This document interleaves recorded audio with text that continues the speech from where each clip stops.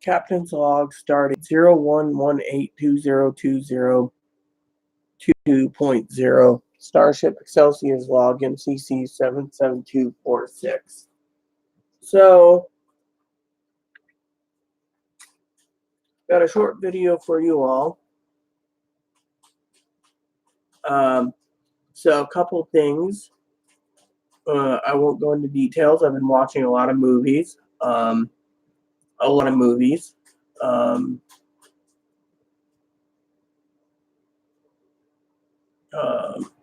I watched the Godfather series yesterday. I fell asleep during 3.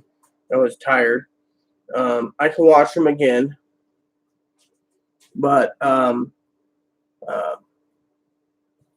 want to talk to you all about what's going on since the last time I did a video for you all. So I was talking to someone the other day about Chloe's Social Security, and it doesn't look good.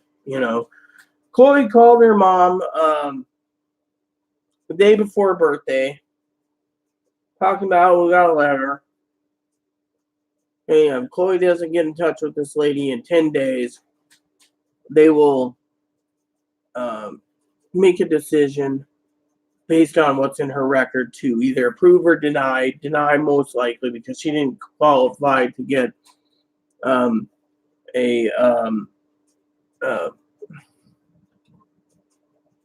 assessed by a mental doctor and a physical doctor and a psychologist. So she needs one for a psychologist, psychiatrist, and a physical doctor, primary care that looks over, and because Chloe is fit as a fiddle and only has like anxiety and stuff, I was reading today on a group who was stating that if she had the backing of therapists and stuff, she would get on disability. Now, the person I talked to turned around and stated, that the records that they got stated that what would disability do for them? What would cash assistance do for them? What would Medicaid do for them? Literally, but anyway, back to Chloe's mom for a second. I respect Chloe's mom.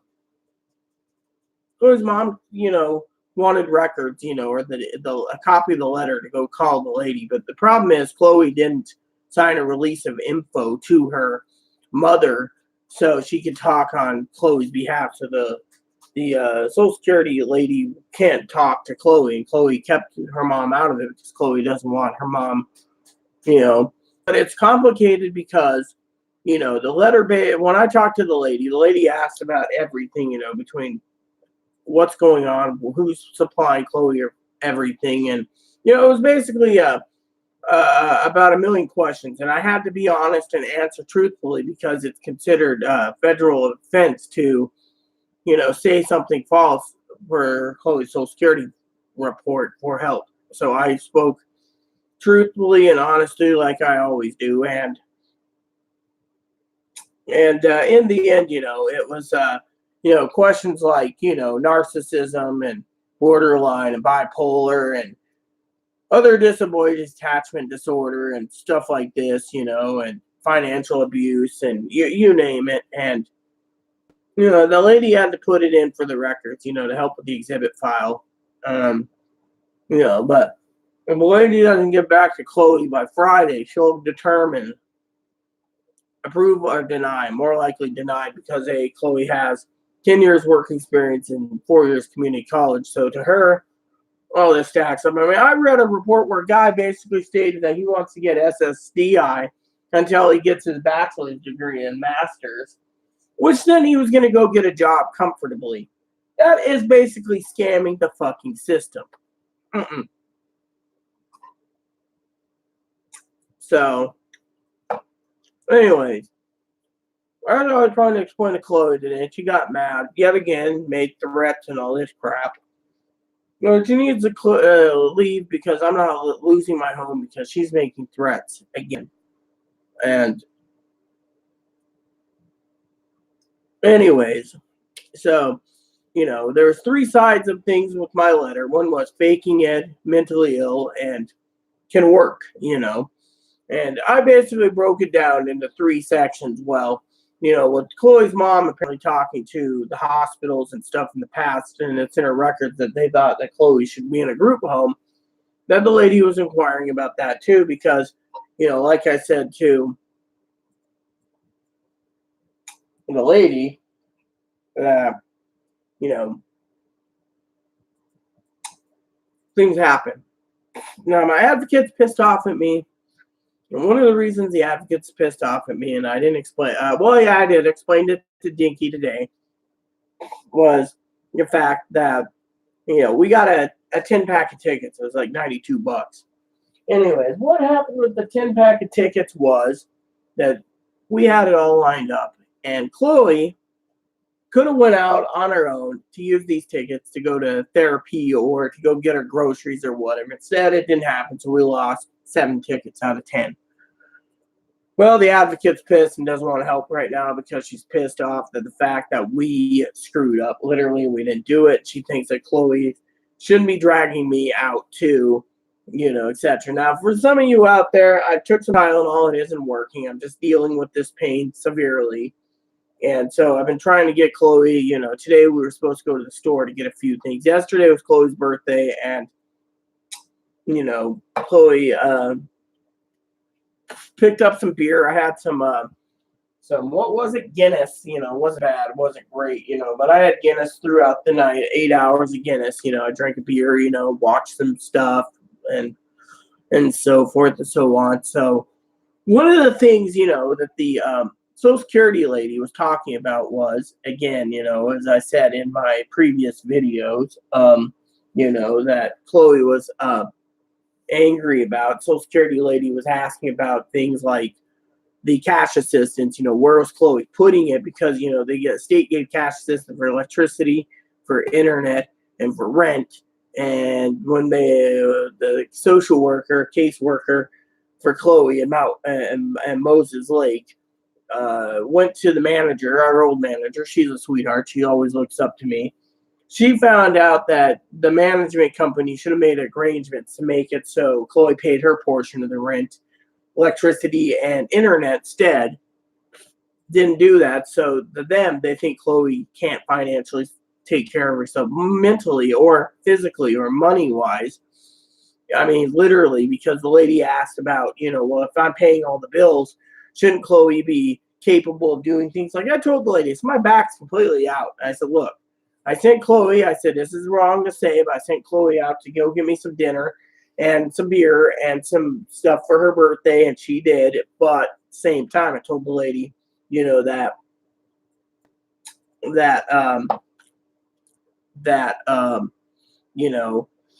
other things happen. Well, and the lady has a lot of access to the things being a government employee. So, I basically, as you all know, probably know that Chloe got angry. Won't go into details because a lot of people's heard this already.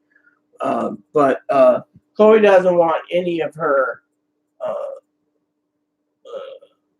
birthday money spent or Christmas money spent for bills and stuff. Social Security thought, it should be for bills instead. I should just use it to get out of here. Well, Social Security and I talked about the problems with the checks, and so forth. And the lady was just downright putting in to the records narcissist because, doesn't want to go and spend anything except for herself. And that's considered, and to me, you only get X amount of money, so what's the point of even spending that kind of, But anyways, the lady basically wrote down, group home was a possibility, because, like I said, to them, Chloe's mentally unsound because, she's always either making threats to kill herself, she's threatening other people or harming others, or she demands, and if she doesn't get what she wants, manipulation to leave. So,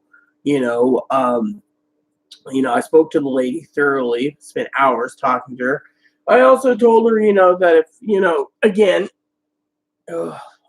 if she's paying and not paying anything, at least she can support herself by taking care of the house, making it clean. Instead, they basically put in her record that she wants to, and this is funny, Chloe's right there, by the way. that she wants to masturbate and be on the internet, and to them, they don't want to pay for someone who's mentally disabled to masturbate and be on the internet. If she's this not capable of doing anything, then they think capabilities is a group home or, in a long-term mental facility because she can't take care of herself. She's either threatening the lives of law enforcement or federal law enforcement or herself or family or my family or etc. Or it goes on to other things. They also know that, certain things is always delayed. Like I told her that Chloe has a emotional support animal, a bunny, and yet the bunny, I'm getting ready to clean the cage because he's living in a giant poo pile, and it's sad. And the lady said that's wrong, and and on top of that, I told her that she's left the burners on multiple times, and she's done things like left the oven on for 14 hours. I said the electric bill isn't cheap living on a starship, So you got the electricity bill expensive. You go to the island station, that station's electricity grid's expensive. Then I said leaving the oven and that on is nothing, but not doing it and getting combative when you bring up, chores. The ladies had to put it all in the records, thinking either Chloe's just downright lazy or Chloe cannot literally take care of herself. And, that's why they were looking at options, if they approved Chloe, which is highly unlikely, she said, because she thinks Chloe's scamming. Because in her previous records, as I said, she's went to emergency room wanting a diagnosis. This for disability money. So there's a red flag. And on top of that, my letter basically broke down major disabilities versus needing to be taken care of in a group home to working to scamming to, literally, her mom's like, oh, I could have got her on it by now. Well, the lady had to put that in the record too, that mom's confident she could have got into it. But the thing is, they're basing it off of 3 factors. Are you disabled? Mentally or physically? Do you have these disabilities, or is it just a giant con job? And basically, the ladies basically got to put it together. Now, and the lady also said the third thing is it could be denied on the fact that no treatment's being given, and the fact that, it's in her record because I have access to talk on Chloe's behalf. Chloe was sleeping, and I need to make the arrangements for a consult for a checkup, mental checkup, physical checkup, that the lady clearly stated, that basically that they have to make sure she's truly disabled because they don't think she is, because she's had 10 years work experience and 4 years community college. So to them, it's a scam, literally. And going to an emergency room wanting a diagnosis, I said, well, that could basically be that her mental stability, she doesn't know or right from wrong. But they think she does, and she's basically, as the lady said, she's going to get herself in trouble one day if she keeps making threats. So, and then we talked about, one of the things she's got to report on was food. One lady said they're afraid that she's not eating properly and that I'm not eating properly, and it's in the record. I had to talk to the lady on my account because, frankly, they were questioning where my money's going because I'm taking care of Chloe and I'm not getting things like, I told the lady, I said, look, the other day I went out and got $20 in quarters, and the dryers don't dry properly. But I said Chloe's clothes were dry. Mine was wet. So I got a basket next to the heater that's drying clothes right now that are smelling somewhat like mildewy or musky because of it. And she basically said, well, that's considered a narcissistic tactic. Dry your own clothes, fuck the person who supplies the quarters. So to her, she was like, that's kind of rude. You should be, looking after the person that takes care of the person and making sure it gets done. And then she talked about, the selfishness of, not wanting to pay any groceries or, whatever. I said, Chloe lives on ramen only and potato chips and snacks and candy. And she says, food stamps are for buying your groceries for the month and not buying candy, not buying chips, not buying dip, not buying beef sticks, you name it. Now, with me, I buy it, and I said I must be a bad influence because when I go to the store, usually I'm at the store buying like bratwursters, corn dogs, as Chloe knows, Salisbury steaks, and she says that's fine. Frozen pizzas. I said, I'll even grab a beef stick from time to time. Chloe goes and grabs her some. Or I'll buy chips. But every time I buy chips, Chloe buys chips. I said, it's that influence because Chloe wants chips too. And then her food stamps run down. And then the lady's like, well, that's another reason why they thought maybe a payee would be in order because of it. But Chloe basically stated, in her previous records that her mom shouldn't be taking care of her payee status if she was payee because, her money would be going to take care of her mom's horses or her brother or her stepdad, and Chloe wouldn't see a dime. So Social Security says those people don't qualify for a payee status because they were using the funding wrong because you have to account for everything, including receipts. Now, I told the lady I have stacks and stacks of receipts, so the receipts are no problem. She was happy about that. But she was more interested in, me in general. I said, my back's out, so I can't do much. I got to rely on Chloe. But I said, Chloe's, too mentally ill to do anything. I mean, it's either depression or she just wants to do her thing and doesn't give a shit about others. And so, like my cousin-in-law said the other night, pretending to be someone else, he's cool.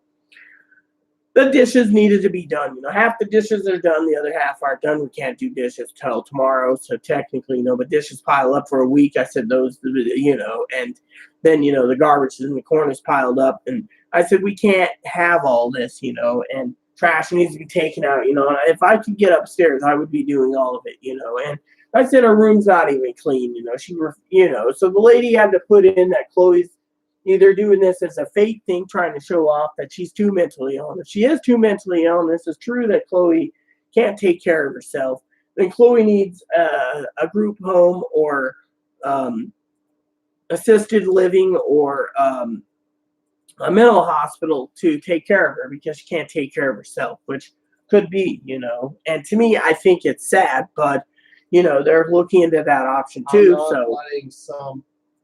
Let some fat cash cow lady tell me how to live my life. Well, you made your opinion. Good for you. Basically, I'm not going to go round and round and beat around the bush or get Chloe triggered or angry. It was just what I spoke to the lady about. The lady's also looking at other options, like criminal records. Can she go back to work, through, what do you call it? The Department of Vocational Rehabilitation, DVR, or, if they could, that they have to take that into account with the Ohio DVR. And, so it's all these things stacked up. The lady's got to do it. Now, if she doesn't get back to Chloe by Friday, then she's just going to make a ruling, which means we can turn around. Because as long as Chloe keeps calling like we have been, I've been calling because I got a letter for myself and a letter for Chloe to contact as a third party to help. Now, I did my part on the third party, but I did my part on my side. And the lady said she'd call back for Chloe because, she wants to speak to Chloe about setting up an appointment for an evaluation for mental and physical. So a psychologist and a psychiatrist as well as mental. And she said the mental side of things, she looks pretty bad. But on the physical side of things, she looks pretty healthy as a horse. So, or an ox or an elephant or a rhino or, a hippopotamus. So, the thing is the lady turned around and said, look, but when it comes to, the chores at home, the lady has to take that into effect. And she also said there's a lot of manipulation, Chloe doesn't get this or that. She's heard from different sources, that there's name calling and manipulation, and she's got to take that into account because of it, and, she's got to take into account a lot. And, she's got 20 records and she's got to take into account to all those records. And because of it, it's not looking, in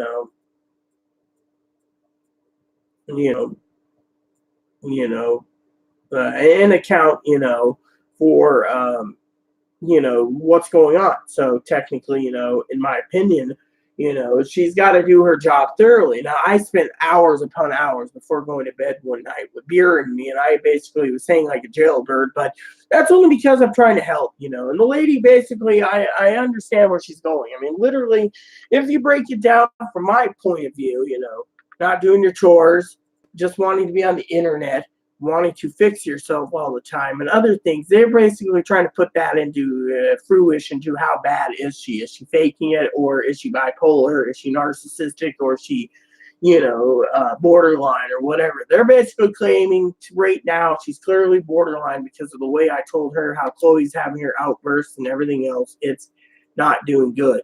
And I told her the only thing keeping her at bay somewhat is movies and the internet, but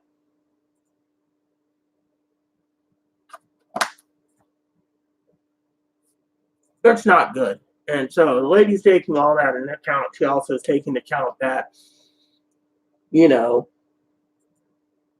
that also, that, Chloe might need to pay because she doesn't want to dole out money for, she's only thinking about the material world. And, the lady also asked me how struggling I am. I'm like, well, lately it's been better, but it's not been better. I mean, I told her I got Disney Plus and Amazon Prime and Stars, and I've been watching a lot of movies. I haven't found anything on HBO yet that I want to watch HBO with, or Cinemax or Showtime. I told her, but I told her I got an email from Hulu wanting me to come back for $3 a month. It's like, I really don't want to pay $3 a month for Hulu because I've looked on Hulu and they don't have any TV shows I want. Amazon's got a lot of TV shows. To me, it's all good, but it ain't good, And so, I mean, literally.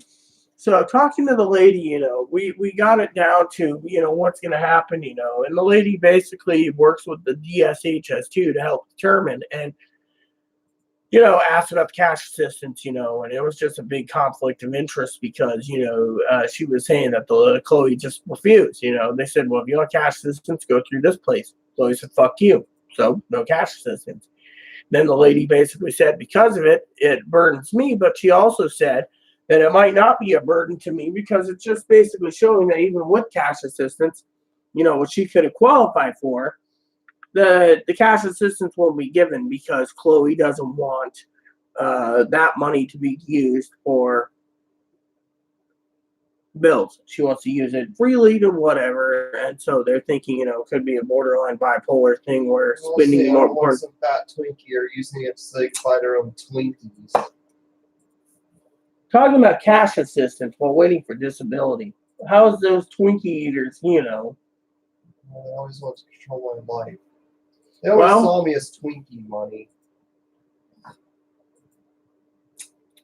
So basically, that's why Chloe is not giving in. And so Chloe's mom turns around and says, well, you're not helping yourself, so why should we help you, And the state's saying the same thing, Unless you're willing to go jump through the hoops that you need to get treatment, why should we help you? You're more better off being homeless, And so the lady basically said maybe she was homeless and ended up in the mental hospital and then got out, and that could help with the record, but they still would put her on pay status because, and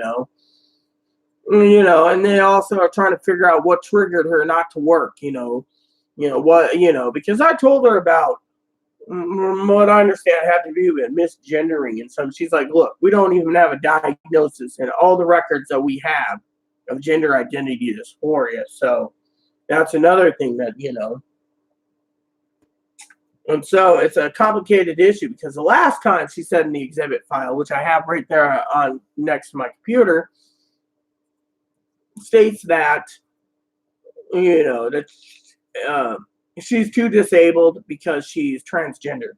And that was the excuse that the guy used in Ohio, and besides Asperger's, which, by the way, talking about Asperger's for a minute, every place she goes, medical-wise, they put Asperger's. She says they can't, that's basically a cop-out for not giving money because they got to use the true term of autistic spectrum disorder, and they haven't done that, and they don't have any records for it. So they're putting in self-diagnosed Asperger's. They're not even saying self-diagnosed autistic spectrum disorder, ASD. So to them,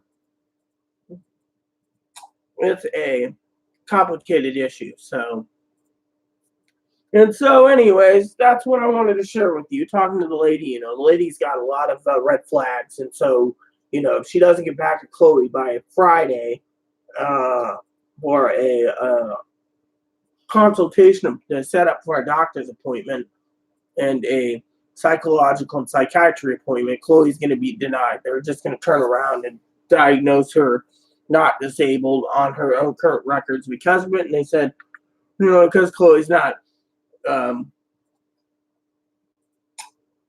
willing to get help and she's too paranoid, that it could be just a giant scam that she's playing everyone. And so they're looking at that. And so, and that's the other thing she said is in her records, because I talked about the records, I said, yeah, I've looked them over myself. And she says they know that Chloe has copies. That could be Chloe's using the records to perfect her scam. That basically the records stated, besides group home and financial abuse of me and mental abuse of me and physical abuse of me and all this other crap, that if Chloe's not willing to change, they're not willing to pay. And she's like, if the meds weren't working, they should have changed her to a different med, kept working until the meds worked. If it wasn't a med issue after all the meds are tried, including Latuda, then it's borderline, and they can basically say, well, this is what she needs. But, with Grant Integrated Servicing, what's this going to do for you? And Grant also said, we've offered her all these treatment plans and options. She refused. That's in their records that we're not supposed to see. See, there's two sets of records. There's one record set that's set out there for people like Chloe to get a hold of. But the second set of records is the DSHS Social Security Exception records, federal government records that says, like, for example, I like to drink and binge drink, sometimes end up in the hospital. So they're like binge drinker or alcoholic or drug addict or whatever. I'm not into drugs, but you get the idea. And then on top of that, they also have other issues, So for me, they're like, well, what do you want to do? What are you going to do? What are you going to do? And to me, it's not cool. And so I think in my heart, out of love for you all, it's time for me to tell you what I think. And so, to me, I spoke to the lady. She wanted third-party information, and I told her, what's going on and, everything. It took a long while because she's got the records from the hospital, the letters that I sent basically that says what Chloe's done, and what Chloe has done. And she's even got the information from other sources for the threats that she's made against, the government and stuff that, it's either she's too mentally ill or she's doing this to get on disability. And so far, they're thinking it's a scam because, quote unquote, because she's been to the emergency room in Wenatchee Hospital so many times in Samaritan trying to get on disability monies that, and same, she said she needed the proper diagnosis for disability. Grant, that they said, what's it going to do for you? And they put it in there because Chloe doesn't understand, and also they said that emergency rooms or mental hospitals are for select people, and yet Chloe doesn't fit the criteria. But Chloe went to Harborview, got put in 3-4 times. No, them, they even asked me about my binge drinking the one night when I told the doctor off and I walked all the way to Roche Harbor. And it's like, look, the reason for that is because the doctor wasn't listening. She said the doctor needed to listen because, to me, I'm basically the only one that can answer these questions. I mean, look, Social Security basically told me outright when I went with Chloe to her intake, of Compass. But Compass basically said that I was very knowledgeable, yet they didn't think Chloe was truly disabled. And then they put in Chloe refuses treatment on the ground, said she wants me there. You want the last of this soon? Mm-hmm. You do? Yeah, unless you want it. I can serve it to you.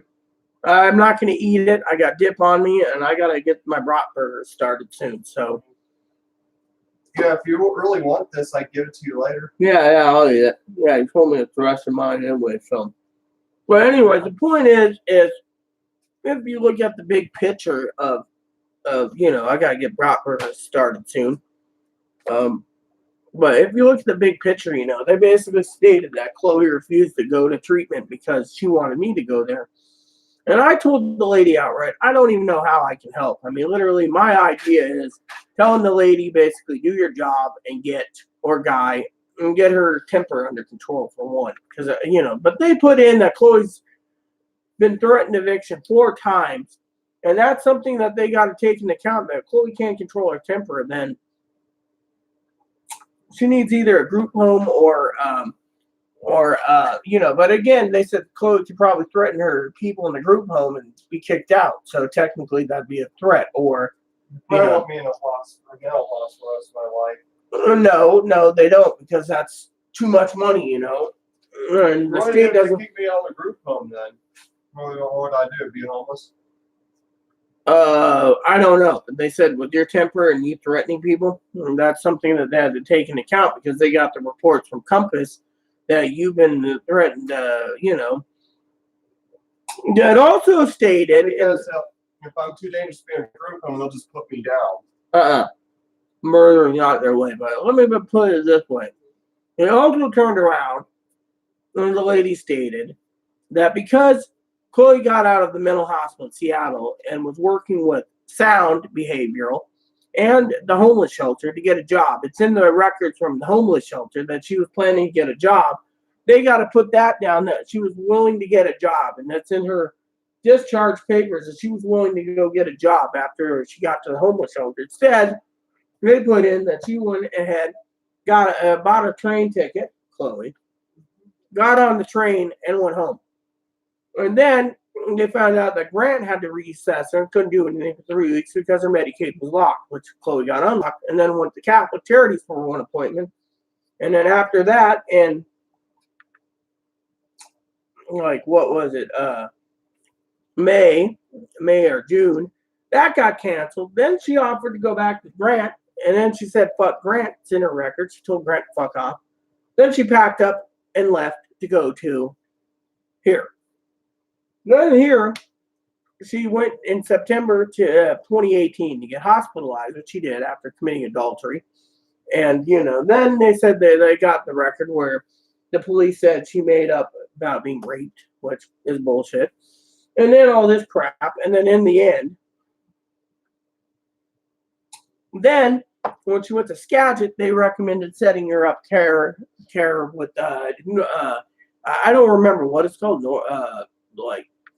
Western Washington Behavioral. That's the organization that helps with hospitalizations. So Grant wasn't happy because she never changed her address over from our address in Moses Lake. So technically what happened was she turned around, and caseworker found out and everything else, social worker at the DSHS in Moses Lake. So things fell apart. So in the end, when she went to Skagit Hospital, they said, look, we can set you up with help with Compass.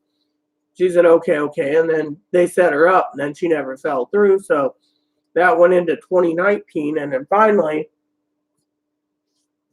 she went to Skagit again. Same thing. They said she's paranoid, delusional, yada, yada, yada. And then she went to other places, and they all denied her. And so now, her DSHS report says she ended up at Harborview again.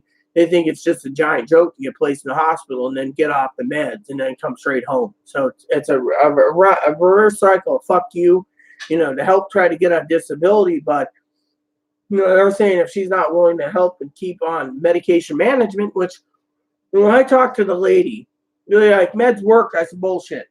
So when the lady basically activated Aaron, my husband's record, because she has access to him, pulled it up and found out it said deceased, and it says cause of deceased, heart disease, in parentheses, psych meds sped heart disease up. The lady realized right then and there that Chloe won't take heart meds because it'll cut her life down. And the lady's like, oh my God, but because Chloe's not willing to try meds anyways to kill herself early, then they don't want to help. So they're like, either they get her into the appointment, which the reason the lady at Social Security was really worried about me was she already said because it takes 3 to 5 months to determine for the first time, but it could take longer depending if they need the physical doctor, the psychologist, psychiatrist, that it could speed it up from 5 to 8 months minimum, 3 to 5 for a determination. But, because of it, I think what the lady's going to do is she's not going to contact Chloe like she promised, and she's going to close out the case and basically say denied, basically because A, you have work experience, 10 years, B, you have 4 years community college, and C, you're not getting treatment, so fuck you. You're out.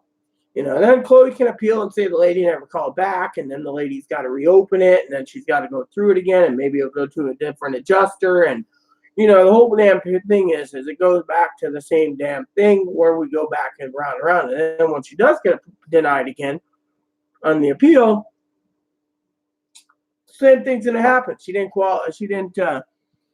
cooperate and went to these appointments, but thing is, they're not willing to give her the appointments. They think it's just a giant joke with Chloe. So, but we're trying to get her the thing. But the thing is, Chloe's mom turns around and basically says, stay there, get on disability, or go to the hospital, and then get placed into the hospital, continue home, yada, yada, yada. Well, Social Security was asking me about all this because I said, yeah, it could be that possibility. So they have to say that mom's basically trying to work a scam to get her home, to get her on disability. In Ohio, the only way to do it is have the state of Washington pay for a ticket, which in her opinion is a complete scam, which means, their mom is playing some type of con job.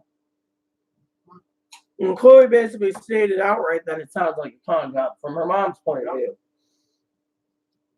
So mom's conning everyone. My mom wants money. She wants money for herself, to get money for her horses, and to give some to my brother for his financial troubles. Yeah, Social Security knows that, so they put in that they're not qualified for caretaker or payee status. So technically, it'd be going through the Red Cross or Salvation Army, or if Chloe was in Ohio, it would be Jefferson Behavioral doling out the money, and they would have to have a case manager and a team of 8 people, including a case manager, to help her with, getting her on her feet. She had that at Catholic Charities. She didn't like it, so she said, fuck you. Catholic Charities basically closed the case and said she's not willing to get help. Same with Columbia Valley Community Health. Columbia Valley didn't want to deal with her because of all the threats, so they kept put her to Grant. Grant basically tried to handle it. She said, fuck you, with Catholic Charities, and then told Catholic Charities fuck off. Then she ended up with Sound, and then Sound back to Catholic Charities, or Grant, then Catholic Charities, and in between Confluence and all these different places. This lady's got to compile it date by date, and she says it doesn't look good on Chloe's records. I mean, in some ways, the lady said it sounds like schizophrenia, where, you don't want to accept the diagnosis, but she said Chloe's not schizo. But she also knows Chloe's not borderline because Chloe hasn't met the criteria in the borderline. Now, her exhibit file said she's got bipolar symptoms. So Grant, of course, turned around and said she's bipolar. Jefferson Behavioral said bipolar because of billing. But Confluence said borderline. Samaritan said bipolar. Confluence, I said borderline. Grant Integrated Services said bipolar. Columbia Valley Community Health said borderline. Catholic Charities said borderline. Sound said borderline.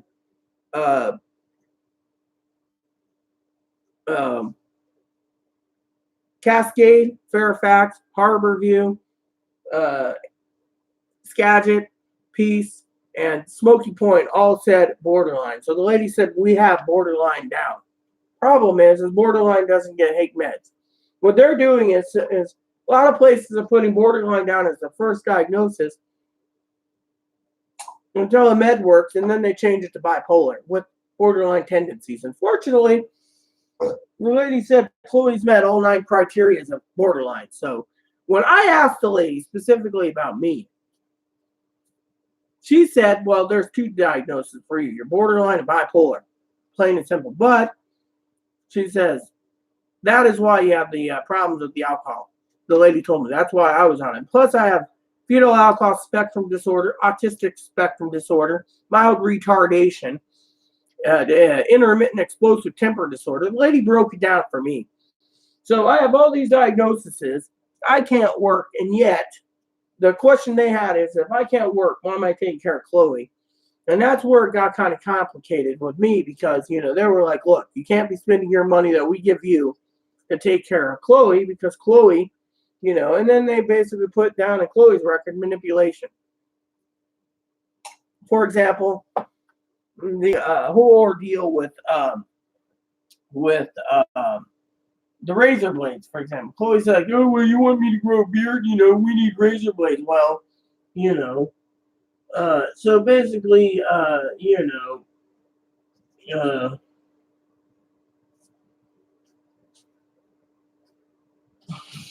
so technically, the razor blade thing was basically, the same issue. And the same issue was they're saying, well, it's manipulation, but the thing is the lady also stated that I could uh, buy it in the bulk, like I asked my cousin Dinky from time to time if I send her money, if I could have her pick up a Costco, like my laptop, for example, which is great. Or the other issue was hearing aid batteries. They're not cheap. They're expensive. And so, I'm paying like $2 a battery, but every time I go get my hearing aid adjusted, she gives me like 2 packages of 12 batteries. So that lasts me a lot longer. But until she gets it to the right frequency, it's hard to hear, So, but yeah, I mean, literally, the lady was worried about my finances. Because the lady also got a report from APS and other issues that I'm being financially abused, and Chloe's got a temper. Like the APS lady confirmed that she had the sheriff out here because Chloe was violently angry for me speaking the truth, and because of that, the whole thing about it was that she, has got 3 points of the views, which is Chloe disabled? Well, like my cousin Dinky said, and Poppy said, can Chloe truly work? No, but the lady has to check it out through the physical doctors and that. But she also has the GSH's report from the person that does the cash assistance that said if Chloe got 12 months treatment, she could probably go back to work. Unfortunately, it's been 3 years and she's been off cash assistance since October 2018. So you can see that she hasn't been getting self-help. So they think maybe it's just one giant scam, which is practical, but the lady was worried about the razor blades. The lady was worried also about the quarters because, like I said, my clothes were wet. I'm still air drying them by the heater. The only way to get Chloe to keep her temper under control is either play video games with her or watch movies. That's the only thing. Otherwise, she'll basically snap about anything. The lady asked about outbursts. I told her all about the outbursts up to the last report that I put it in Word doc. She's, well, all this stuff was stacked up. She's got to take all this into account yet. Like I said, she was worried about me because, she said, there's, and we won't get into details, but there's family members out there that's contacted the right people. She also said there's a report from 2018. We won't go and give names. I hope Chloe doesn't say any names. But it basically stated that someone reported that she was conning to get on disability. A certain somebody that she's made threats against. So they're investigating that. And then the administrative law judge said, which diagnosis? You have 23, you're denied.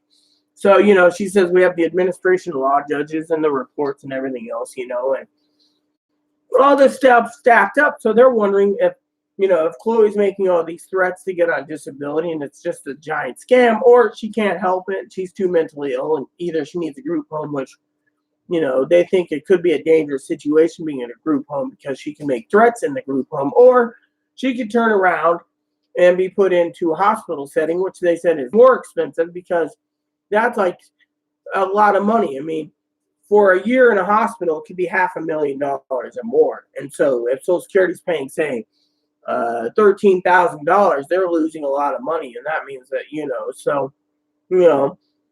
the other thing is she ended up homeless, which they found out she was homeless. That didn't help any, but the thing is they did check with her former employees, and they were misgendered, so they got canned. So they don't know what triggered it. Was it a alcohol thing that is she an alcoholic? She said she admitted to the last place that she was taking care of someone that she loved who was a meth addict, and she was what do you call that, environmentally put into meth. I don't know if she smoked meth or did meth, but the bottom line is that could help, or crack or coke, whatever. So, no, but when we talked about Erin, for a second, she looked it up, found out meds killed her, killed Sarah, Erin, and sped up the heart disease. And then the other issue was, that they are really worried about things like the tickets, for example. Like I told Dinky today, the tickets, excuse me for 1 second, I want to turn the heater on, but the tickets, ferry tickets, for example, they were upset that the ferry tickets were not used. So my advocate's angry about me not using 7 tickets. Oh, and now they're thinking Chloe's got an attachment disorder, along with anxiety and panic attacks and paranoia and all this, that that it's just wrong, and then like I said, they're also questioning the financial part about the cash assistance, why she didn't put her 50% towards the electric bill. Like I told the lady, I paid $60 a month grants PUD.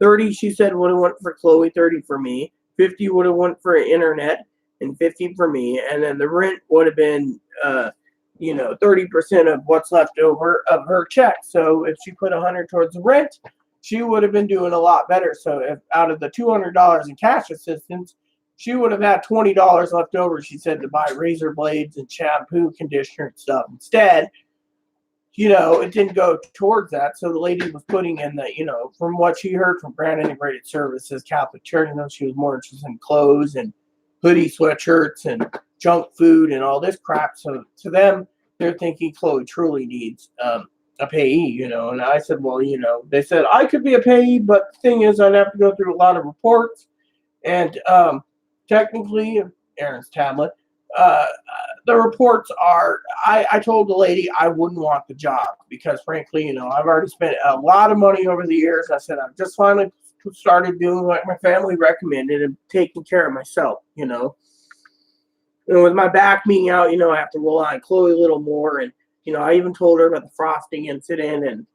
And, I told the lady I've asked Chloe to leave 6 times, and the lady's worried because, it's also in the records that she's got me almost evicted 4 times. She says, now, if I got evicted, that's where Social Security really has to come in and help me. But they're hoping Chloe just packs up and leaves because they, I told the lady, Chloe's thinking of leaving to go to Arizona or Ohio. And her mom thinks she can get her on disability yet. The lady said her mom couldn't get her on it. The exhibit file stated that she's supposedly got bipolar symptoms, no fetal and alcohol spectrum disorder, which she isn't, no autistic spectrum disorder, and basically transgender, and it's hard being transgender, and she's transgender and disabled, so she's the disability is caused by transgenderism by the psychologist in Ohio, so they have to take that into account. So you got all this stuff stacked up, and they're talking to me about me, well, what do I do? Well, as I said, well, I'm a bad influence on Chloe at times because, when I want a bag of chips, it's bad for my heart anyways, but I get a bag of chips, Chloe gets a bag of chips. Lady said the food stamps are not just to go buy chips, or ramen or, whatever. I said, she said it's supposed to take care of you for a month. That means, you get your milk, your eggs, which she's lactose intolerant, so milk's out, cheese is out, but your eggs, which the food bank gives us, your stuff that, she says the food stamps aren't supposed to be going for chips or snacks, for sweets like candies and stuff. It's supposed to be taken care of and stretching it out. For example, if I went out, she said, and I spent $40 for 10 days of Salisbury steaks, that's 10 meals. She said, that's fine. If I went out and bought 4 cases of ramen, that's fine. If I bought other issues, that's fine. But the thing is I can't just live on one type of food for months and months and months. It's not good. And so the lady was saying, like, for me, I told her, well, I buy brat burgers, it's up. And, lady also put in the notes that, sometimes, I said that Chloe gets angry, for the food situation. If she's running really low, I said, we got a pantry full just so she can eat it. But I usually leave everything alone except for the tuna and the soups. Everything else is Chloe's, and You know, the lady's like, you can't just basically sit there and stockpile if you run out, you know. And she says it's wrong if you're going to eat a can of corn or a can of green beans for dinner because, you know, that's where, you know, she's like, there's a lot of problems. You know, and to me, you know, like I said, she's talking about um, the uh, the whole issue, you know, when it comes to, you know, what's going on, whether it's too mentally ill, which means either group home or a mental hospital, which they don't recommend the mental hospital. A group home, well, they recommended that, but Chloe could get evicted from the group homes eventually if she got evicted from that many. They also know Chloe's paranoid and doesn't want anyone taking control of her finances. She says if that's the case, then, you know, Chloe's truly not disabled because, you know, she wants to control her own finances. And some people that have alcohol and drug addictions, I don't drink excessively anymore. I had 16 pints in 4 days, which isn't bad. I wasn't getting drunk. I was watching TV and, you know, eating my dinners and relaxing, you know. And it's not like hard liquor where I can go through a bottle of Jim Beam in one night, a fifth. But you get the idea. That, you know, and those flavored ones, they're not really that good in my opinion. The honey, Jack Daniel's honey is fine. I want to try the cinnamon. I want to try the apple, which I will eventually. But, you know, I mean, I told the lady a story where I had everything lined up for Christmas, for example, for layaway. All Chloe had to do was go and get it taken care of. Instead, I got sick, so I lost my layaway. The lady was like, well, you know, you had the ferry tickets already on hand. You could have sent her, but, you know, Chloe's got this attachment disorder or whatever, a panic disorder, or this or that. And I told her the story about the guy trying to attempt to rape us. And, you know, she has that report too. And she says, look, the guy basically, you know, they said it didn't happen. So everything that's happened, you know, you got to have complete concrete proof, evidence. Me being drunk didn't help any that night anyways because, you know, but you get the idea. So she's, you know, basically saying, look, you know, we have a lot of problems, but, you know, the thing is, I'm worried about your finances, you know, and usually I don't, you know, I have plenty of food for myself. So I told her recently I'm taking the turkey out and I'm making turkey soup, which one of the things I told her, I said, you know, again, she joked about selective hearing. Yeah, I made soup, you know, several weeks ago. It's still in the crock pot. It's starting to stink, you know, and she's like, well, you know, you got to deep clean your crock pot again, you know. And I said, well, I made soup and that failed, you know. And then I made, you know, I plan to make turkeys, you know, turkey soup, turkey fajitas, turkey enchiladas, and turkey tacos, and turkey, you know, Mexican out of it, getting some seasonings, which is good. And yet she's like, that's a great idea for myself. But, you know, the thing is if I'm going to turn the crock pot off, I got to make sure it goes directly into the freezer or refrigerator so I don't lose the soup because, you know, that's one of the things, you know, and she said he lost a lot of meals there and he could have went hungry and, you know, this is why they're looking at Chloe at the big picture. But if Chloe leaves, well, to her, they just close the case anyways. But if they didn't leave, they'd be concerned about my financial well-being and my mental well-being because they know Chloe won't change. I mean, literally, this is the thing the lady stated. She won't change. I mean, you know, leaving the stove on for 14 hours, the electric bill goes through the roof.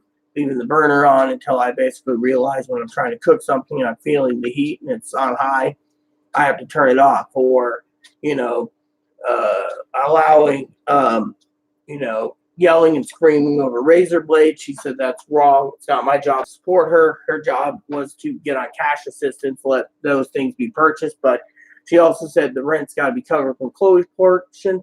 And because Chloe wasn't doing any of that, that's where they're putting in possible pay. But the lady said, you know, on top of all this, it's complicated because, you know, not just that, Chloe gets combative, you know, they're doing a full thorough investigation, which means they're going to talk to Grand Integrated Services, Confluence, Catholic Charities, Columbia Valley. They even might go and talk to former neighbors that are like sisters to me and find out how bad our house looked, disgusting wise, that wasn't cleaned because, you know, as I told the lady, whenever Chloe went to the mental hospital, I spent days upon days deep cleaning the place, and I told Chloe when she got back, keep it clean. Never got it stayed dirty.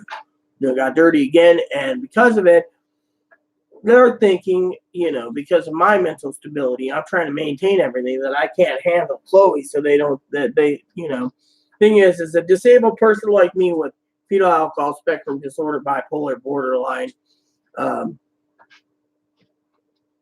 autistic spectrum disorder shouldn't be taking care of someone that's this mentally ill that basically makes threats and twists things. I mean, like I said to the lady, Chloe was screaming, yelling one day in the damn streets, all because I went to go get lunch for myself out and about, or breakfast. And the lady said, that's just narcissism. You're throwing a fit about something, when you don't have income. I said, I don't eat out much because I feel guilty. She says, you don't need to feel guilty. I mean, I told her, look, I went to pay the bills the other day. I told her I went to the post office and then I went to get breakfast. And I paid the bills. And to me, well, then she asked me about special programs. Like, am I on the electric program? I said, yes. It's only because, I qualify because I'm taking care of Chloe. She said, that's wrong.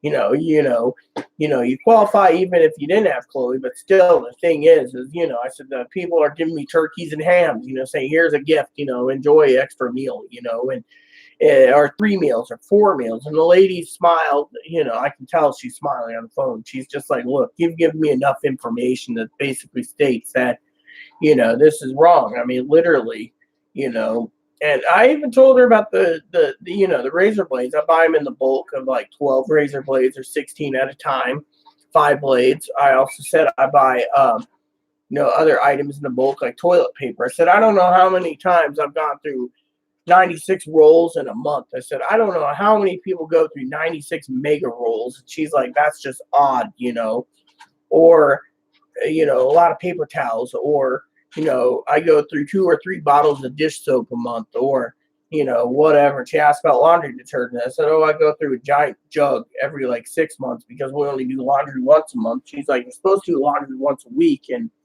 to me, it's like, well, I don't have that kind of finances to go buy a roll of quarters a week just to do laundry. So I buy extra socks and underwear, and I reuse my shirts and some. She's like, you need to do laundry more. I mean, she's basically stating that this is a financial burden, literally, that I can't take care of myself because, I said, well, I don't have my family around anyways. Otherwise, if I live with them, I'd be paying them $40 a month just to use their washer and dryer. Unfortunately, it can be a complicated issue. So, so to them, they were saying, that, they're worried about my finances because, they're like, look, I told them, I can go through a can of shaving cream a month. I shave my legs once a week. Whereas shaving cream, I said, I've seen myself, my family, I call it Chloe family, because Dinky said, well, she's family, you have someone with you at Christmas time. Now we can go up to maximum 6 cans a month. The lady's like 6 cans is too much. She says the toilet paper alone is too much. I said, I use shampoo and conditioner twice a week. I said, I can get a giant extra large bottle and it'll last me 2 months. She's like, that's wrong. You should be washing your hair. I said, I also told her how, that, certain issues, for example, the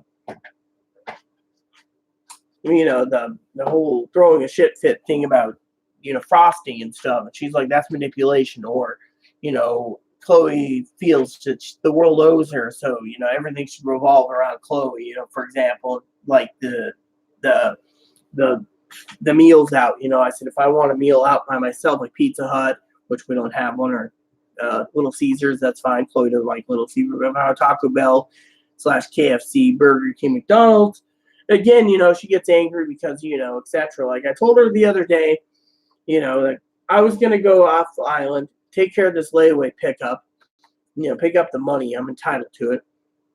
And I told Chloe I was going to take myself to get like 2 for $5 for Burger King. Well, she's like, I want to cash my checks and get Burger King. The lady turned around and said the priorities alone would put her into the payee status because you don't think about taking a check and cashing it to go buy something to eat. She said, basically, you got to think outside the box. Like, If Chloe needed something, for example, she said on her birthday money or Christmas I didn't money or say I both. was gonna to spend it on that. I just, I think the story is being twisted around because someone, I'm not naming who, wants me to have a pay. Well, twisting you around. I remember clearly from my own ears saying you want to cash it and go No, spend I some didn't money. say that. I remember clearing my own ears.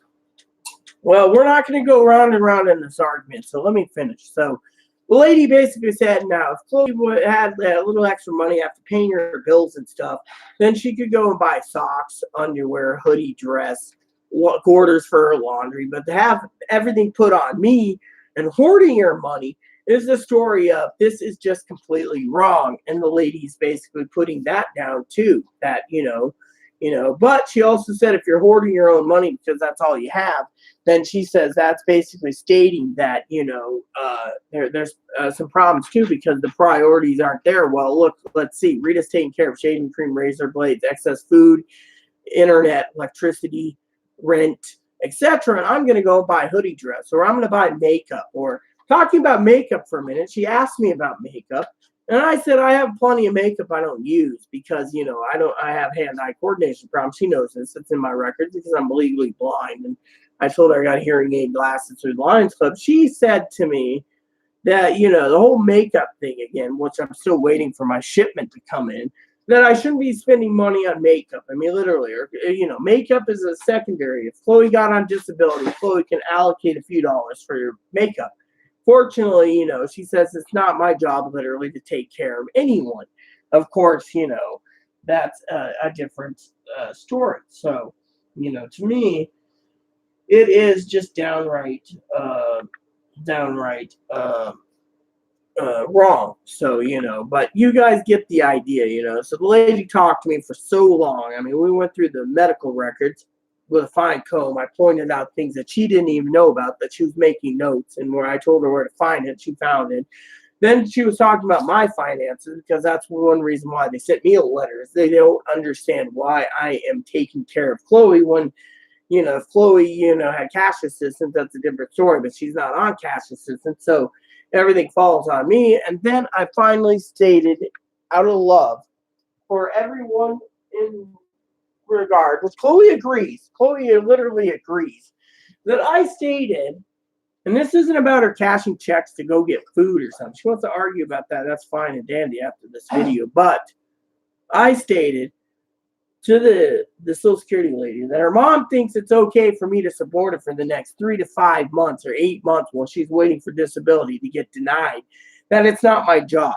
And I said, quote unquote, to the Social Security lady that if Chloe's mom thinks it's my job, then Chloe's mom should be parting with some money, not just giving her a birthday thing or a gift card. I said to her that, she said, well, the point is Chloe's mom is putting the burden on me and then doesn't want the burden on herself. But Chloe also agrees that the burden shouldn't be on me. And so, I mean, Chloe thinks that it's not my job to have the burden of Chloe, And so Chloe basically thinks, her mom used and abused because, as I told the lady, it depressed me. For a woman that turns and says, oh, it's okay to have used Rita because Rita owes you the world, the thing is I don't owe Chloe the world. I don't owe Chloe jack shit.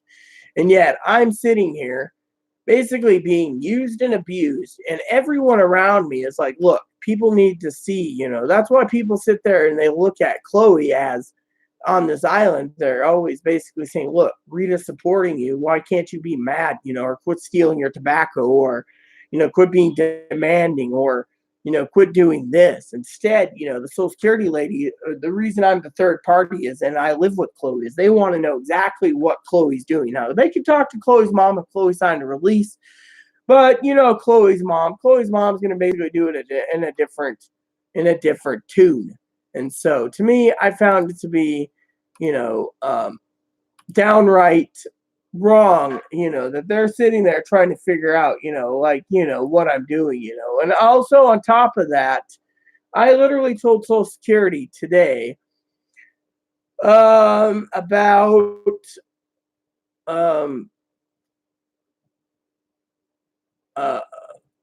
about the clothing thing. I mean, the lady asked me specifically about clothing, and the lady and I, we had a nice chat, and she said to me, you know, about Chloe's clothing. I said, well, Chloe likes to wear panties and a hoodie, sweatshirt. And the lady's like, most women don't wear that. And then I said, I get confronted with Chloe all the time. Say, put on some fucking pants, or put on this, or put on that. Chloe gets angry. And the lady said, there's a lot of mental problems. If Chloe, and I've told the lady literally asked me, what type of, attacks do I get? Mental attacks, because it's part of helping her get on disability or deny her. And one of the things I said was, well, sometimes I get combative back when Chloe starts attacking me and I defend myself. And yet, I get called like I'm a bastard, or a man with fake tits, or man with fake vag, or other little things, and I'm not a true woman, because I don't wear makeup. Makeup's a woman. And the lady's like, look, if you can't afford makeup, then you don't buy makeup. If you got to I said, look, I'm already basically allocating money. And I told her about Ebony, the bunny, and how I love the bunny. And she asked how big he is. And we talked about Moppy. I said, I have a service dog. She says, I know. But the point is I said, I allocate money for food, for medical, and everything for the vet bill and the pets and everything. And I explained everything in detail. And the lady said to me literally that, Chloe shouldn't be worried right now about pay status, because first she's got to be approved. And right now, the more looking like it's just a giant scam. I mean, literally not getting treatment. She's got 10 years experience of work, 4 years of community college, and then her entire world fractured like a chocolate orange. And the lady used that term, a fracture like in a chocolate orange. I said, yeah, we take that chocolate orange, take some ice, put some vodka in a blender, blend it all together. She's like, I got to try that. But when we were talking about these things, she basically stated, literally that, she's more worried about my finances because, I should be taking care of myself. I shouldn't be basically taking care of Chloe. And she said, that's where we're going to get, I don't know who, she won't give me the names, but she said there's other people reporting it from in the area and outside the state, reporting that I'm being financially abused. And Chloe's mom, she's now putting in that Chloe's mom supports Chloe abusing me, which is, again, wrong. She needed to confirm it because in all the medical records that they got, it states that Chloe abuses me mentally, physically, financially, basically domestic violence. And, and it also stated that she's made threats against the government employees, the neighbor. We've been evicted or attempted eviction twice here, twice in Moses Lake, etc., etc.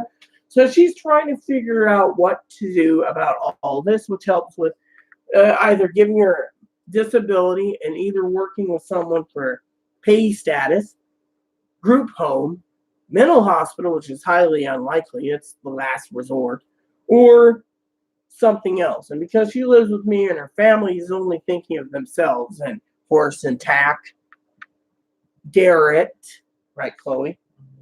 That, that's what you said in the earlier part of the video, that your mom's thinking of herself with your money.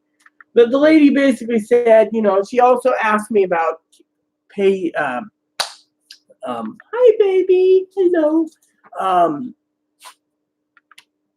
about the retro check, she says, well, basically I'm entitled to it, but she can't by regulations, that, it might be that Chloe might have to, because I have receipts, Chloe might have to pay it all, everything back to me because I've been supporting her. And that's the other thing, they got to look into that aspect. But the point is the lady's basically looking at things like, for example, the checks, for example, we won't go into details again, but one of the things is the lady said if Chloe can't basically pay her own bills or pay her portions on cash assistance, and then she gets birthday money or Christmas money or whatever, she wants to spend it all on herself, there's a problem because she's basically relying on me on everything, and the families around and the advocates and whoever else is reporting this shit, could be my therapist for all we know, could basically be saying, look, Rita shouldn't be taking care of someone. And the lady basically says that we have to look into this fully and thoroughly.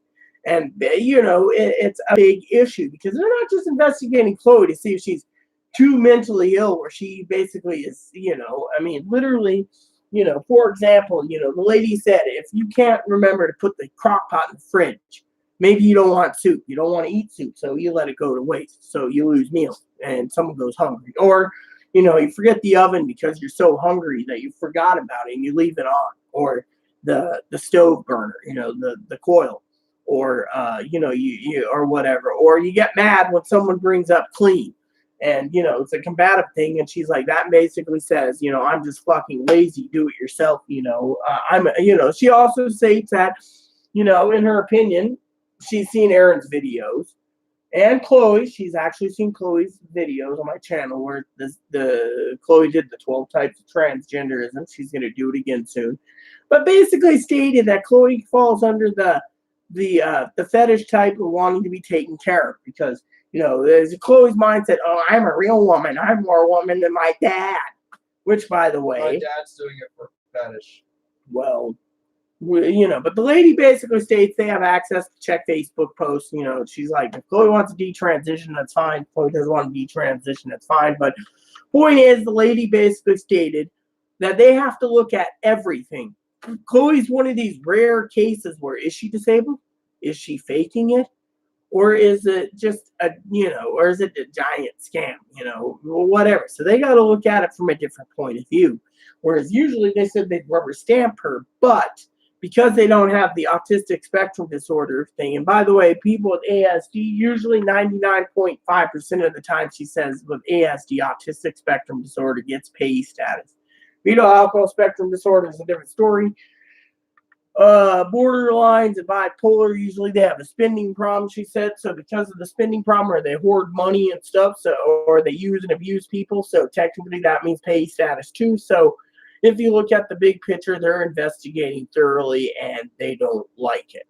And it's like I told the lady Chloe's worried about her transition, her hormones, she doesn't want to masculinize, and the lady turned and said to me, well, that's not your problem, Rita. That's Chloe's problem. You shouldn't be supporting Chloe on her transition. I mean, the other day, Chloe yelled at me about electrolysis. I want to get rid of some of the stubble down here. Chloe threw a fit. Lady said, it's not my job to cough up the money for electrolysis. Chloe should not be demanding. That's manipulation. And that's part of the domestic violence circle. That, what you do is your business. She says, I support electrolysis. I support you eating properly. I support doing this. I said I stopped eating ramen because I couldn't stand it anymore. I wanted frozen pizza, Salisbury steaks, pizza rolls, turkey, ham, and other meals. But it's not my job, I said. I said, look at it from this point of view. Food bank gives us milk, it's fine. If I buy the milk, I shouldn't be having my milk parted for mashed potatoes. And the lady agreed. She says, if Chloe wants mashed potatoes, Chloe can buy her own milk for mashed potatoes. Chloe doesn't like cheese, don't buy cheese. Chloe doesn't like, I told her about how Chloe's got triggers. I can't gulp. She says, fuck it. You're paying all the bills. You should be entitled to do what you want. If Chloe throws a fit about me opening a bag of cheese chips and I'm on the bed here eating them, Chloe doesn't like it. Chloe can go to her room and watch a movie in there instead of me basically, I told her, I said, pretty much, before I could tell the lady what I felt, the lady says, it's not your job. She hit the nail. The caters to someone's trigger. Her mom thinks I should cater to her, bend over backwards and die and let myself die and use and abuse me till I'm dead. The lady said, no, that's just downright. The lady said, Chloe's records say she's female for Social Security. So her daughter, Chloe's the daughter got the narcissistic borderline personality from her mom. Her mom got it from her dad. So it's basically a genetic code. The point is again, and I'm not as you can see, I'm not belittling Chloe. Chloe knows I'm talking about what I had a conversation with the Social Security lady. The lady basically is investigating why I'm spending money hand over fist.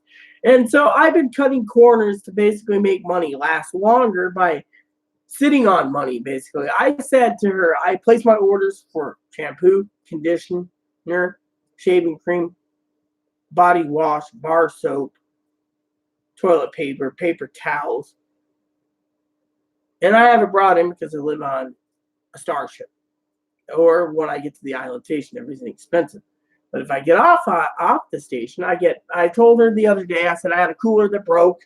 One of my coolers broke. I had to replace it with a new cooler, which I bought. And I said, it's on wheels.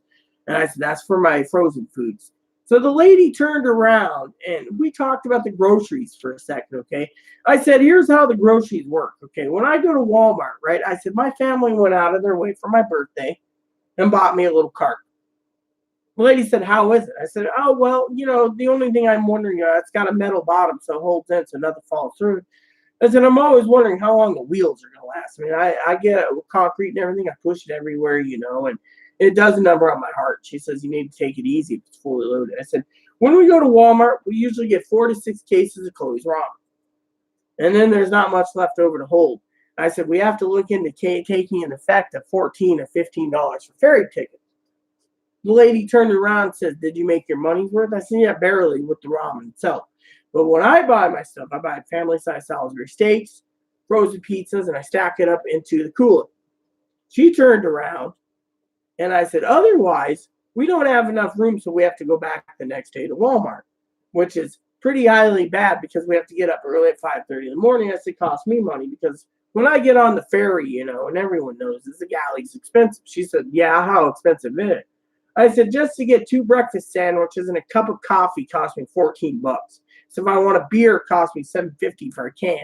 They don't make anything cheap, So she turned around and she said, you see, it doesn't pay to go off island. That's why I've been ordering everything online. My cousin, I said, suggested it's a good idea to buy the giant, big, blocky, like 2-gallon thing of laundry soap, and have it shipped in because it's cheaper. And I just take a little spigot, but the point is she, and I said, when it comes to Chloe, if Chloe goes shopping on food stamp day for herself, I got to go on the 3rd for myself. Chloe's got to go on the 4th. Then we got to go on the 5th.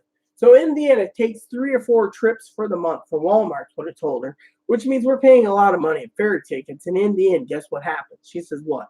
I said, usually everything that's frozen or dry is for Chloe.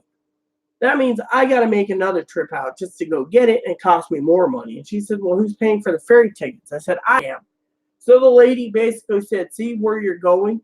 You're spending money on ferry tickets, even though I told her about the 7 tickets we lost. She had to put that in the note that, Chloe could have went and got my debit card reloaded for the Walmart money, which means we could have bought extra groceries or something else. Instead, I have to go with her. Then we talked about other issues, and then we talked about other issues. And finally, I turned and told her that, I don't have the ferry tickets anymore to go. Otherwise, Chloe has her own ideas, and I said to her, that we talked about, getting her to the train station for her mom to buy a ticket. But her mom thinks it's okay for me to buy a ticket to Arizona. The lady said, if you send her to Arizona homeless, without thinking about it, that's a different story. But the lady understands, the Social Security person at the Social Security office does the determination of the Capitol said, look, it's not your job to buy a ticket. It's not your job to support her. She isn't willing to take care of her own chores. She isn't, can't balance her food stamps out or anything. There's a lot of problems. And so because of that, it's a big, big mess. And so, literally, it's not easy, and on top of that, the lady's also worried about the food, because she thinks that I'm not eating enough because I'm spending more money on Chloe's needs, that I'm living on 1 meal a day, which in her opinion is completely wrong. And then, me saying, well, I got several turkeys in my freezer and hams. I'll do the last till February, and she says you don't need to make those last and then go get more of those because it's just downright wrong. She's like, you need to look after yourself too. Well, I have several cases of ramen I've ordered.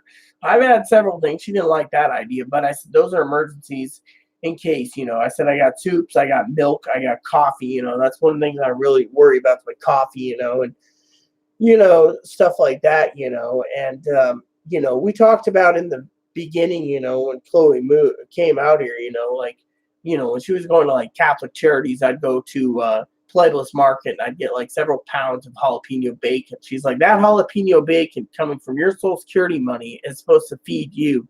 You're not supposed to give it to Chloe. Chloe wants jalapeno bacon. She can get her jalapeno bacon. If she can't get it, well, fuck it. I mean, the lady basically clearly stated it's not my job. She's got to make 200 food stamps last, 200 cash assistance last, and she can't make any of that last and take care of herself, her bills and stuff. Then basically, she's basically using and abusing me, and the lady's basically looking at payee status, which means I might end up having my cousin and her cousin-in-law be my payee, which means I might be stuck in Oregon because of it. The lady said, well, I'm going to get to that when we get to it, but she's more worried about the fact that, that I'm doing so much, and yet no one else in the world realizes it. I mean, I got advocates saying, don't do this and don't do that. Then they turn around and they give me ham and turkeys and stuff. And then all of a sudden, et cetera, or, like the Social Security lady put in, they got reports from mental places that basically state that Chloe's telling these people, it's in the records, I believe it's bullshit, but it basically states Chloe's saying, well, Rita went out to eat, and I'm like, what about me? And they're like, well, what about you? Rita doesn't need to buy you a meal. And then Chloe gets mad, and it's in her medical records and stuff. And they're putting in Chloe's partially narcissistic. She's thinking about herself.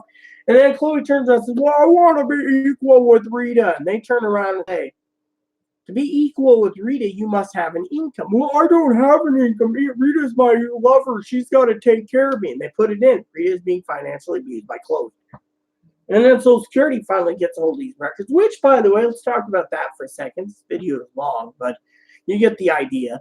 The lady turned around and basically stated that from the lawyer's own opinion, the lawyer wrote a report why he did not want to take Chloe's case anymore was Chloe refused medical records.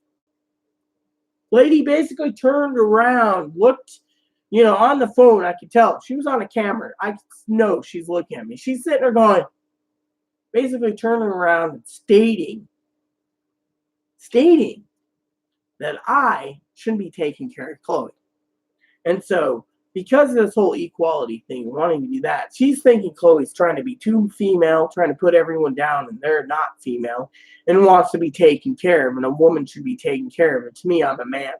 So, in that opinion on that, but the records also stated that Chloe wants to be taken care of. Chloe's trying to say she's more female than me, etc., etc. And in the end, it's making Chloe look bad. And then on the records part, she said Chloe's lawyer pretty much put in that Chloe did not want her records handled by anyone. She denied the records, kept denying the records. And the reason they were denied is because of the stuff in the record. So the lady at the Social Security office, since I have full access to talk to the lady on Chloe's behalf, stated that these records were denied because Chloe didn't want Social Security to know, oh, well, in my records, it says, I abused Rita. I've done this to Rita, physically abused Rita, threatened Rita, intimidated Rita, coerced Rita, manipulated Rita, threatened Rita's family, threatened my family, threatened Rita's friends, threatened, there's names in her records. The lady basically looked up just to see, or tried to cross-check. One came back to a disabled person we know that has Crohn's disease. And the lady's like, oh my God. I mean, literally the lady turned around and was like, damn. So the bottom line is when it comes to Chloe, the lady and I talked, and it was like a big picture. Literally a giant balloon, right? The balloon is popped. The lady was like, oh my God. I mean, literally the lady was losing her marbles. She's like, how can this be even possible? Literally, how can this be possible is what she said. Now, excuse me for 1 minute. Chloe wants to add her opinion in. Please do so. I have to pee real quick. Oh, you're more than welcome. I hope we can get my The dinner. Social Security lady said my dad's a woman and I'm not.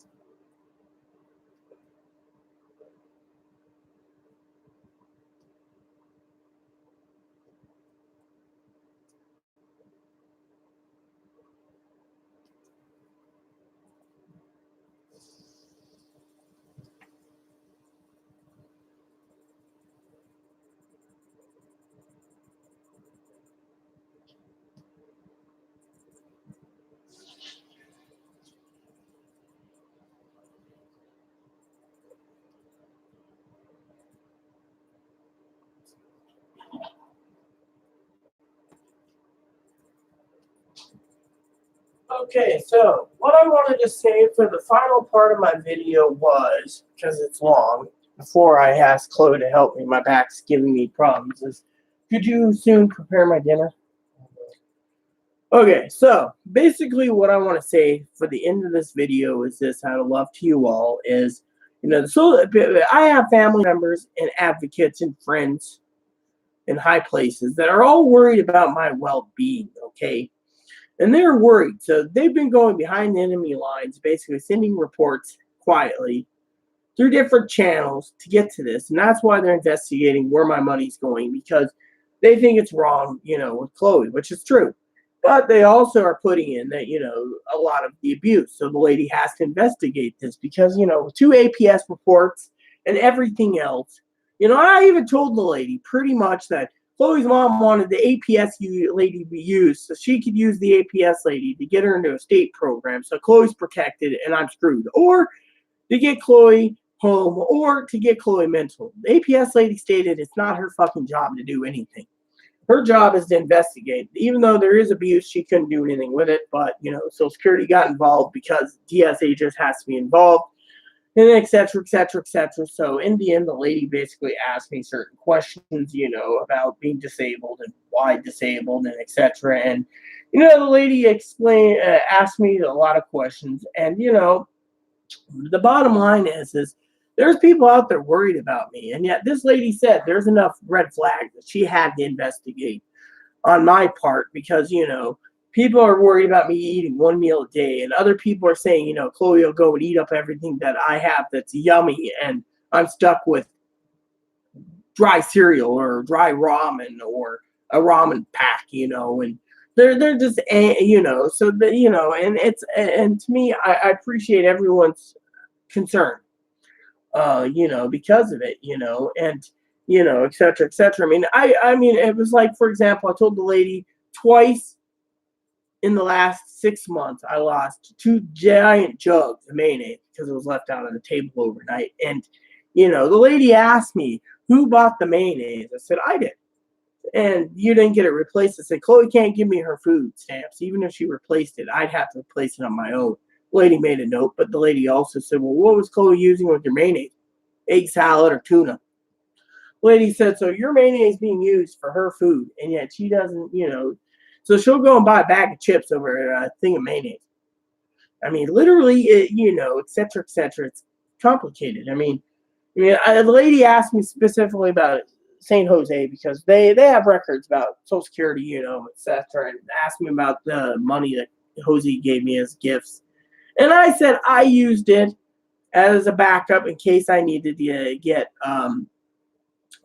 move off the station or off the Starship because I've been evicted.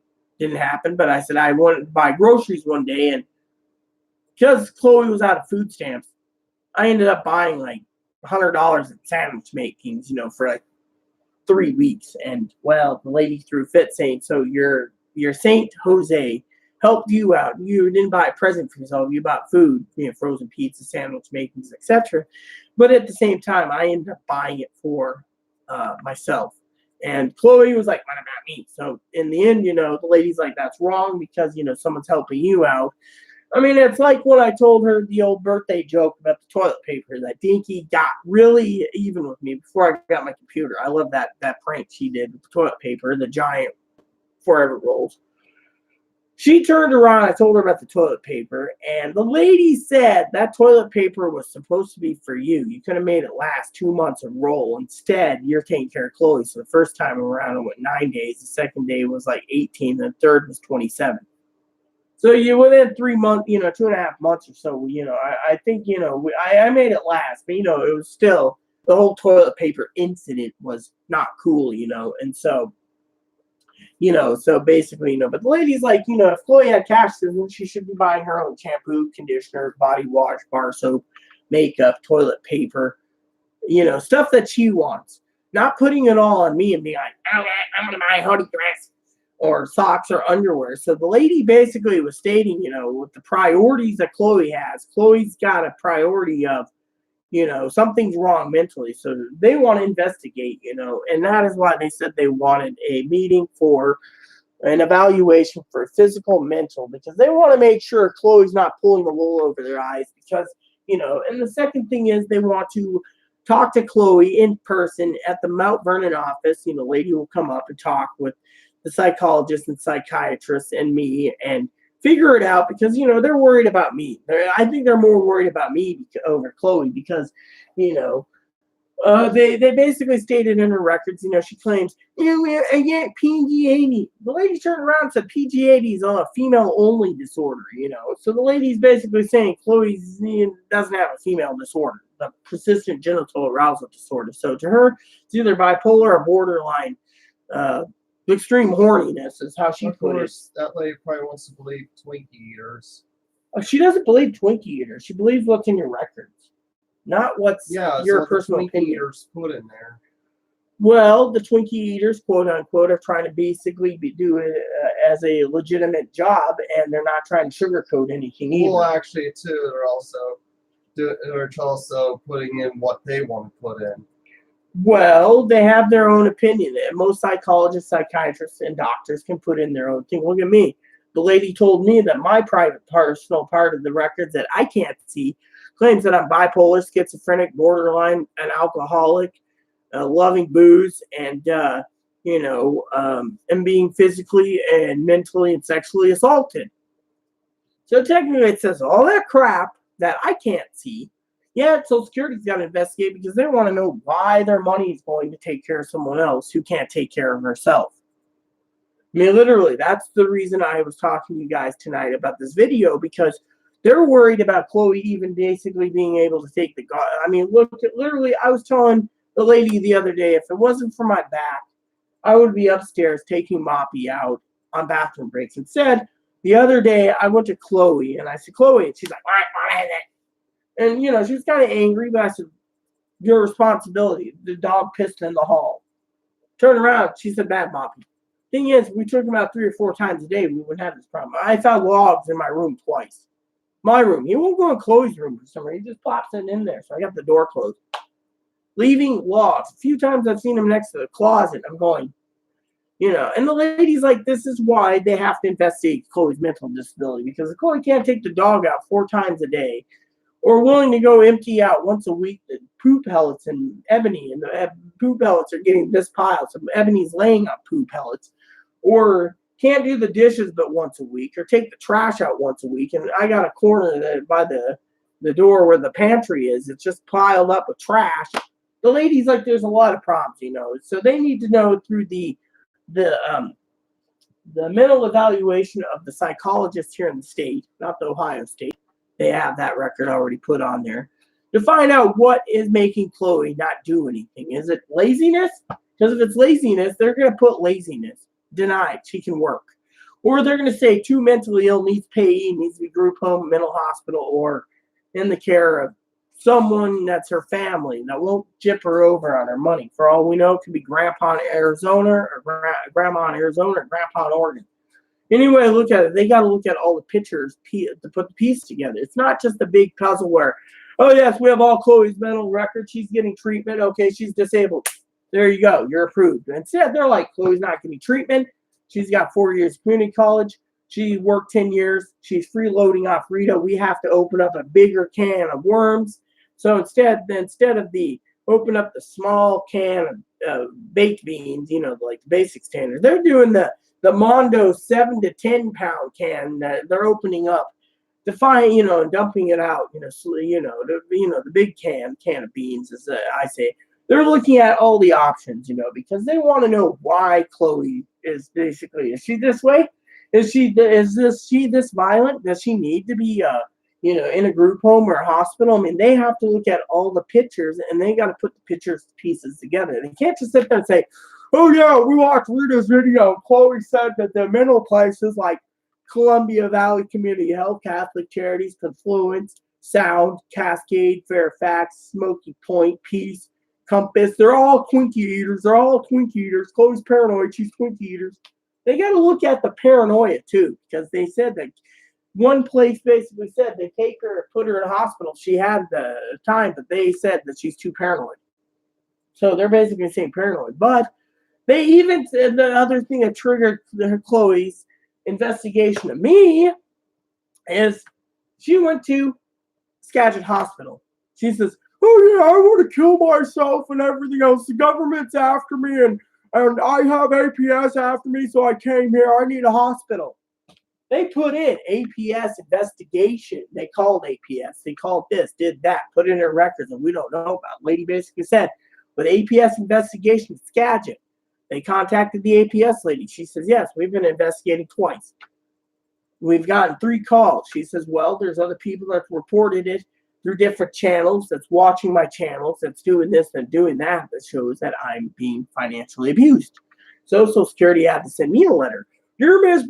Airy Sky, we want to talk to you about Chloe, and we also want to talk as a third party about Chloe to see what Chloe's doing to see if she's truly disabled, yada, yada, yada. So one morning I was drinking beer, talking to the lady, the lady asked me, are you drinking? I said, yeah, I'm having freaking San Juan Island porter. Is that a problem? She says, no, maybe you'll be a talkative little jailbird. I joked with her. I said, I'll tell you anything you need to know. She asked me all these questions. She told me under oath, will you tell me? I told her everything. She said, okay. She says, this is what's going on. This is what's going on. This is what's going on. She wanted me to get in touch with my family, Dinky and Corey, and I and Teddy to talk to them. But when it comes to Chloe's mom doesn't have release info. I'll gladly give the release. My family's literally worried. They already have my psychologist records, my therapist records, my records from the hospital in Oregon.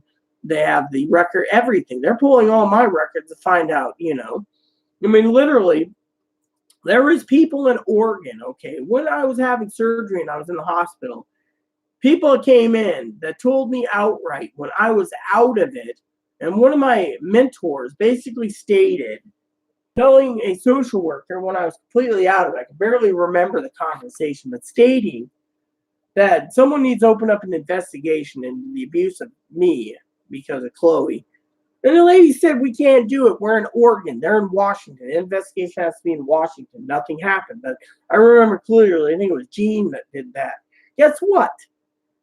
Now people are now realizing that this is bigger than that. I've had family members turn around, okay, and I'm speaking honestly. That said, why the fuck am I basically being this abused and no one sees the light? There's only one action that can be taken, and that action can't be taken unless there's concrete proof that either I'm a vulnerable adult, which means a VAPO, vulnerable adult protection order, or a regular protection order, which can't be issued unless they have enough concrete evidence to support it. Now, the Social Security lady's probably trying to put together all the evidence needed because of it, but she also wants to know why I'm basically, struggling. Literally. And I told the lady I am struggling because I have a lot of money I'm hoarding right now. Not a lot, but my disability money to make it last a month, which means I go to the store when I need to. I go to Walmart when I need to, but I also got to make sure I have enough to get by. The lady personally turned around and told me, look, if we audit you anytime soon, you better not be basically spending a dime on Chloe. If there's resources for Chloe to get shampoo, conditioner, razor blades, etc., have her do that. Do not buy her a ticket off island. Do not do anything, because if she's got any finances, we're going to wonder why, literally, she does not want me to help in any way, shape, or form. Plain and simple. Literally, it's the way of the land, the law of the land, as they say. And I frankly agree. Literally. I told the lady, we were talking about retro checks. She says, Chloe's not even approved, and she's already thinking about a new laptop, a new desktop, new clothes, new this, because she's heard it from around the grapevine through other channels, on the station, the space station, Friday Harbor Station. Again, she's not even on disability. She even heard that she was thinking about buying her own sheet too, which is a good idea. She says, I said if I had a job and I was on my own, which I'm going to when I get my own job, because I'm not going for disability, I'm going for a job, and I'm going to start. Yes, I'm going to start buying some stuff that I've wanted if I get enough in tax returns, because if I get a job, I'll be filing taxes again. So, anyways, the thing is Matter of fact, I was thinking about sending you most of my tax return money. I don't need it. But anyways, my point is I'm not entitled to it anyways by law. But you get the idea. So the lady turned around and she was very open-minded, but she also was investigating on facts, that I'm eating one meal a day and, I'm taking a bath like every 3 or 4 days. And she's like, you need a bath daily and, you need to do this. With my back being out, I'm basically limiting to my bed and, and etc. So, and etc. And, it's a complicated issue because I am worried, because this is the first time ever that I've had something like this happen where, people are looking out for me, and the lady said, look, we've had all these people advocating for you, but they can't do a damn thing. Now we're getting involved because we're the higher up. So we need to know what's going on and why. And they're trying to figure out, is Chloe truly, like I said, mentally ill? Does she need to be locked up? Does she need a group home? Can she get a job? I mean, right now she's talking about a job. And, but as Poppy said and as Dinky said, can someone truly hire her? That's the question. Not in this damn state, it seems. I mean, literally. I mean, in my opinion. How many people want to hire me? I could go through day labor, like Labor Ready, and they give you work for like each day you go there, you could find work. It just first come, first serve. If you go there quite a bit and everything, they eventually will find you more like contracts are like 3 months long that you work at a place, and you get paid every week on a pay ticket or something like that. I did that before. I was working overnight at a casino through Labor Ready. Well, you see, that's why, Social Security's looking at that. They're looking at all her employment from all of her places she worked at because she paid taxes. So they want to see if she can do it again. And so that's another reason why, But,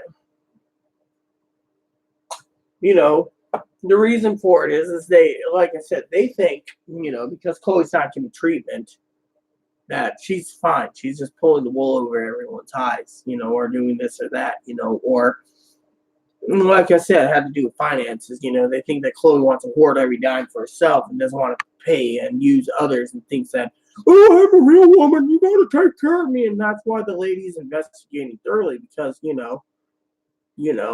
but also the lady basically stated, like I said, that all the diagnoses, they don't have one of gender identity dysphoria, And then when I brought that up, she said, well, we've contacted some of the other therapists and stuff, to investigate because we're investigating to see if she's disabled.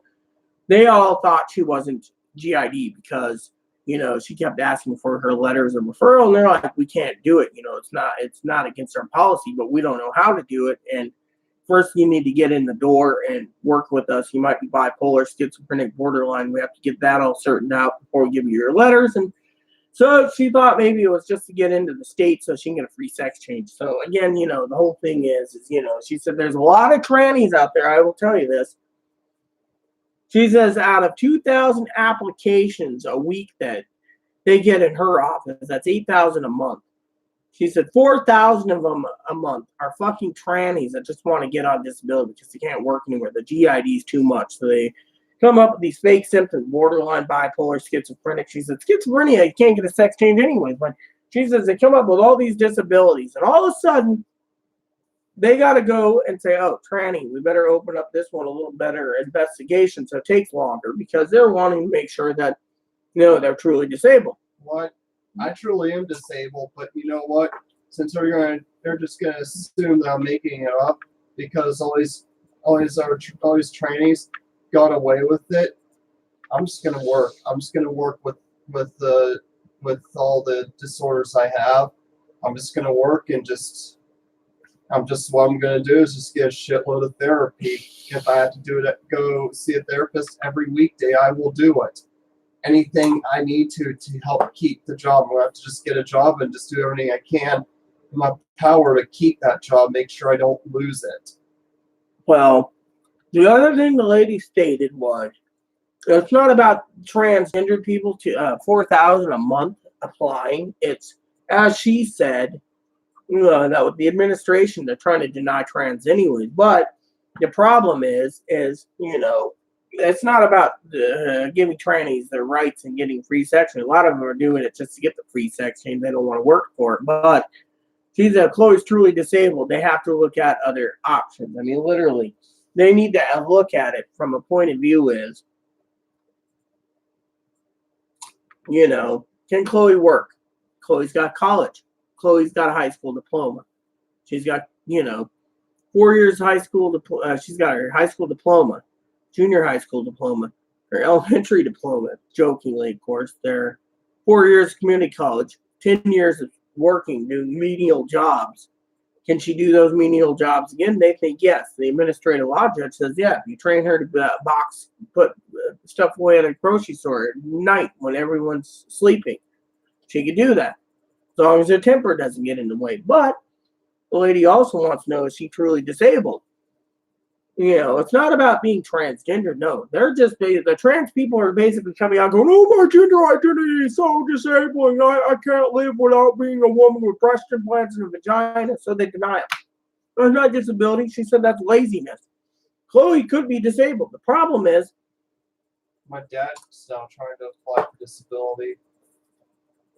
The problem with disability is this, okay? As the lady said, Chloe's just said on YouTube, oh, I'm disabled. But the lady's trying to figure out what critically made her disabled at the time that she got fired. Well, if I'm disabled, but no one believes it, so you know what? No, I'm just going to function like a normal, I'm just going to try to function like a normal person. I'll just have to get, as long as someone helps me get through each day, be able to work. Well, that's not the point. That is the point. It's part of the point.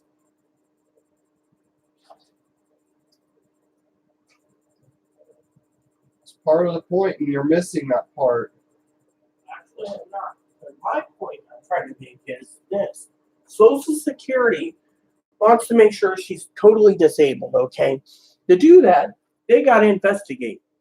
They're investigating more transgender people than anything. But the problem is they also want to know if Chloe's doing this on purpose, as Poppy would say, or Dinky, or whatever, or if she's really can't control herself, she's doing this unintentionally. Because if she's doing it unintentionally, then she's disabled. But doing it unintentionally, then I still think that maybe payee or non-payee. The problem is what I'm trying to say. The point is that Chloe missed it.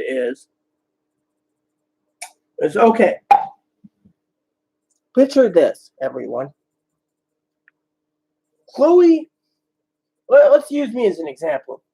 I was born with autistic spectrum disorder, fetal alcohol spectrum disorder, mild retardation, learning disabilities, special ed, didn't graduate high school, got to 8th grade, didn't go into college, didn't do anything with my life, mentally unsound.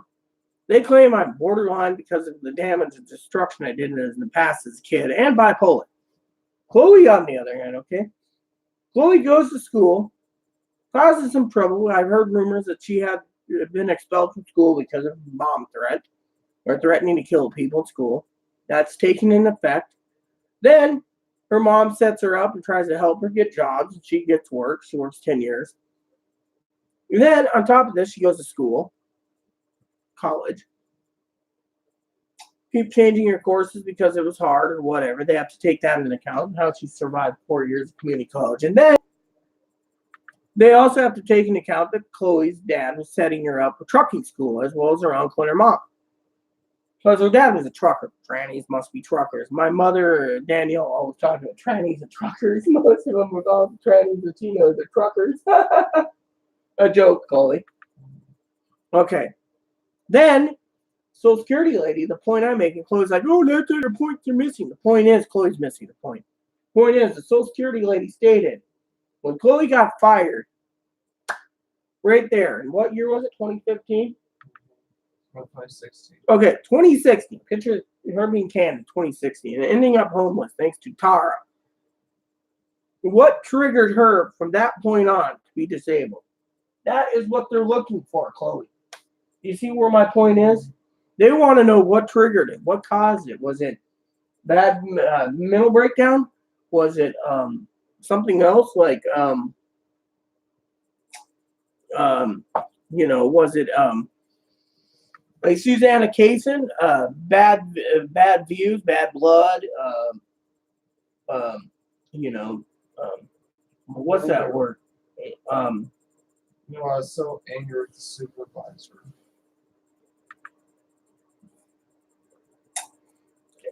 Or was it something else that made her disabled, like being a victim of something and, being victimized so much that she's got severe PTSD and other things? I mean, that's what they're looking for. What triggered her to be disabled? I mean, was it, what was that word?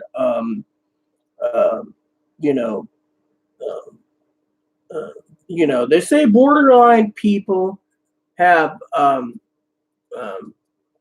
a negative past, like being raped, being abused physically, mentally, sexually, financially. Was it trauma?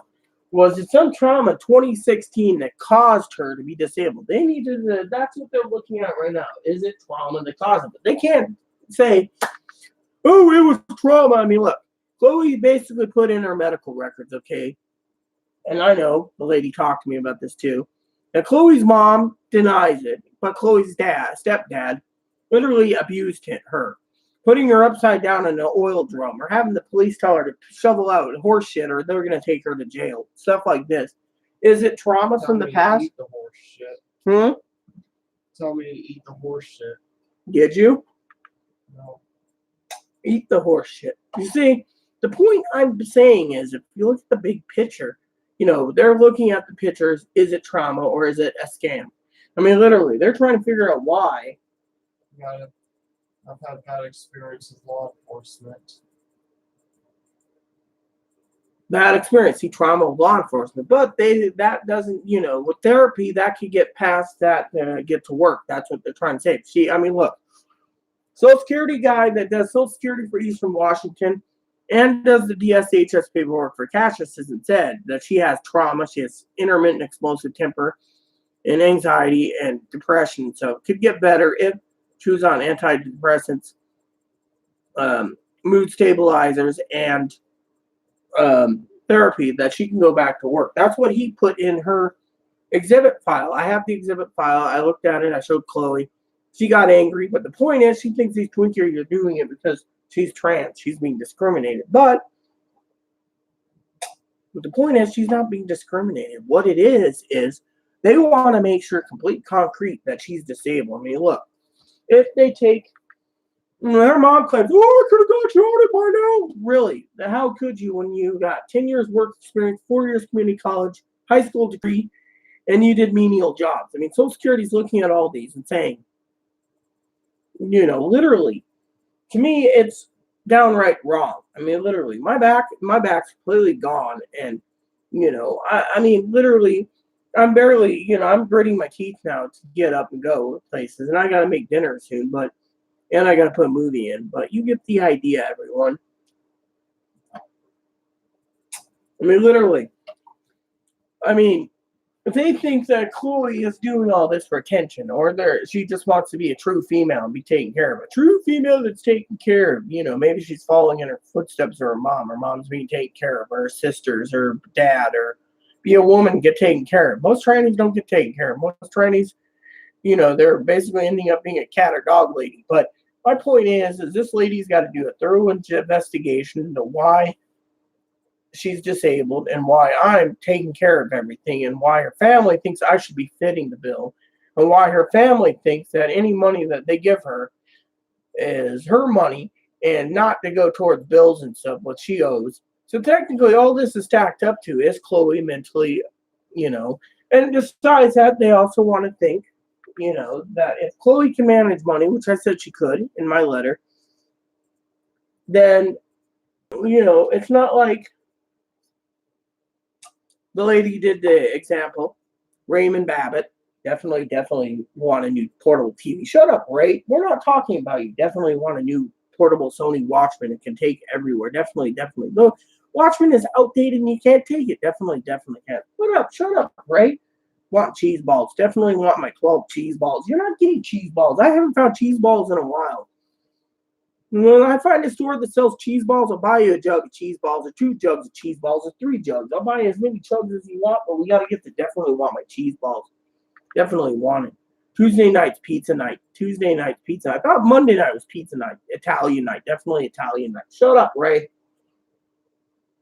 She said, unless Chloe's like Raymond Babbitt and literally, severely disabled, they're looking at, the other things. Does she have cancer? Has she got cancer? No cancer? Okay, that wipes out the cancer thing.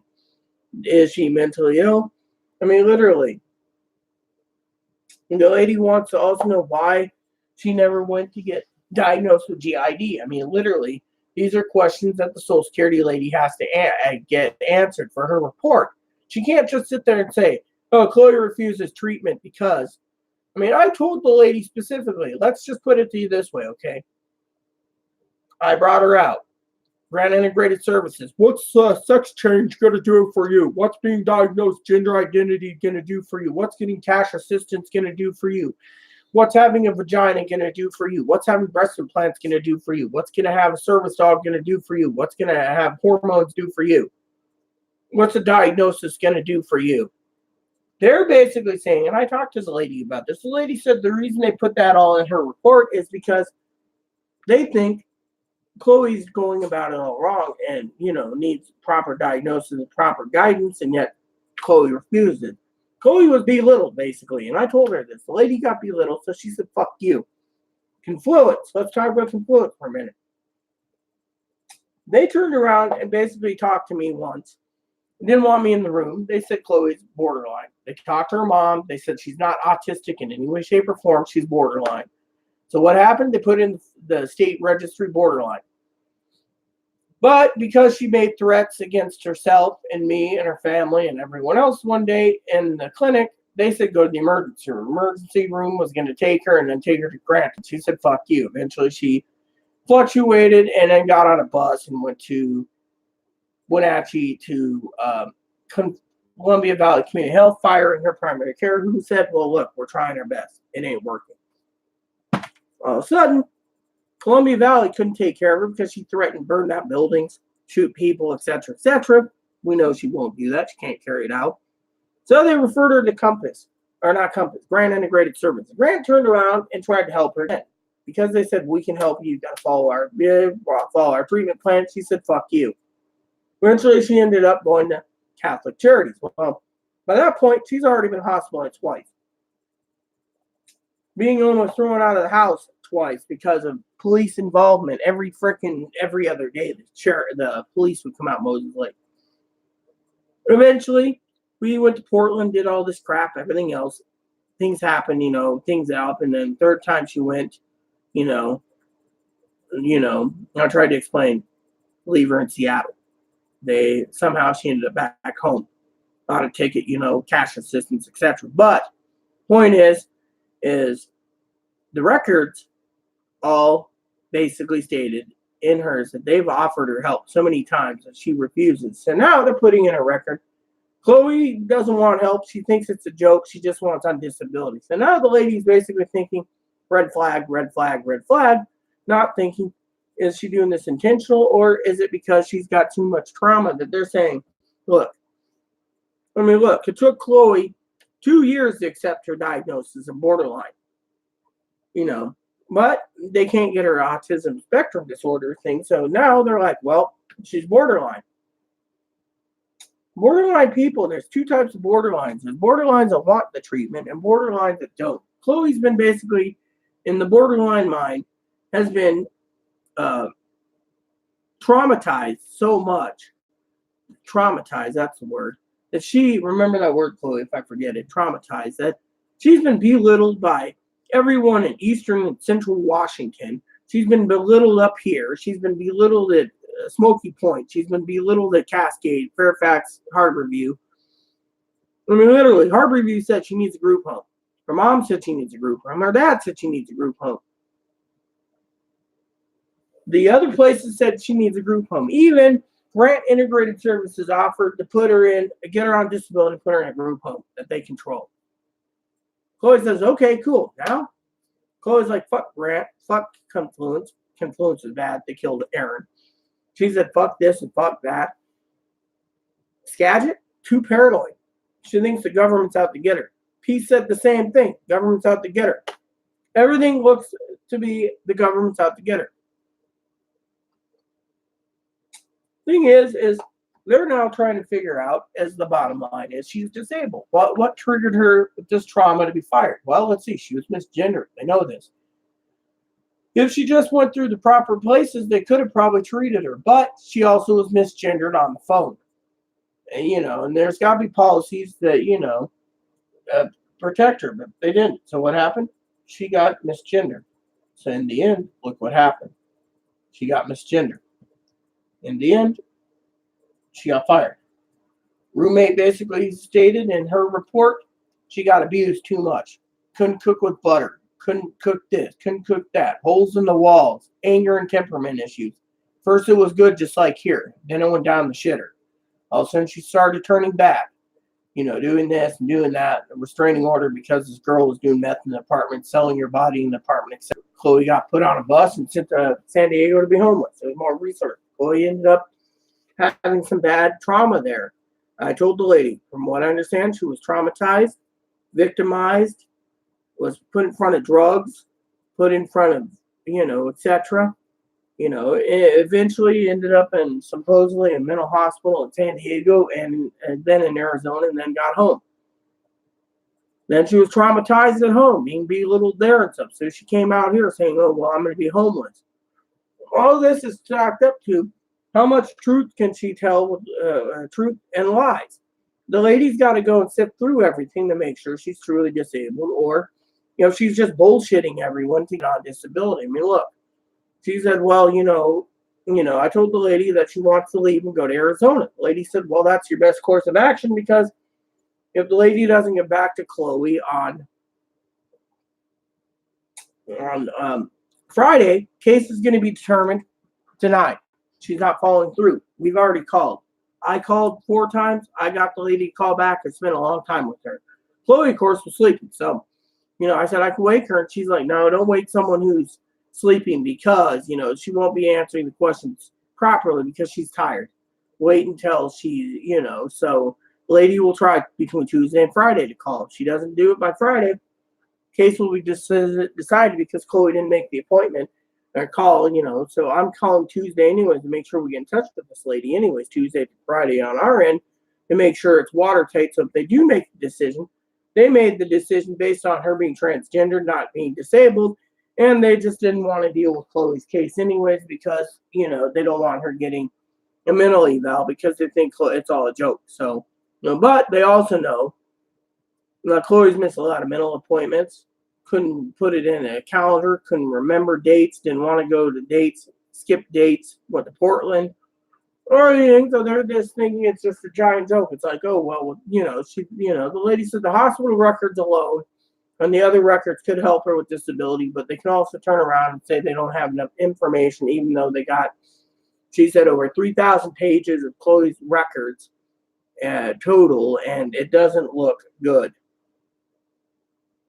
Which, by the way, the state still's got to pay for all the records. She said they've spent almost $2,000 in mental records, just the mental and physical records to get it. Some of them aren't CD, some of them are CD and paper, but still, the thing is, in the one hospital is really pissed because they have to give out another set of records, and they charge a lot of money. I mean, literally. So technically, the state's got to pay. State of Washington and Social Security's got to pay for these records. They're not free. And when they did get them, they had to go through and put them all in order by date, and figure out the pattern of why she, there's a lot of red flags in it. So the lady basically wanted to talk to me about 2 issues, which was Chloe and the financial thing of where my money's going because, people are saying,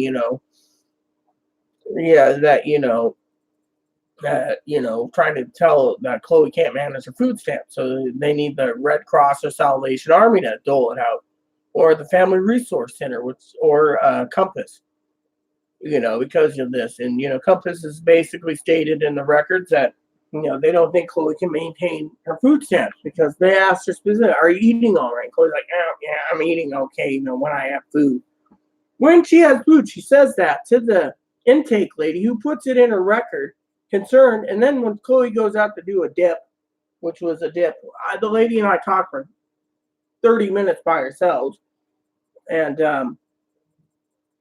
then when Chloe goes to one appointment, she misses it. Only it's 10 minutes. So they put in, only spent 10 minutes, wants me there. I didn't want to go anyways. It's not my job. Then misses the second appointment. They close out her case. Then they said she didn't make her next consult, which is another intake to get services.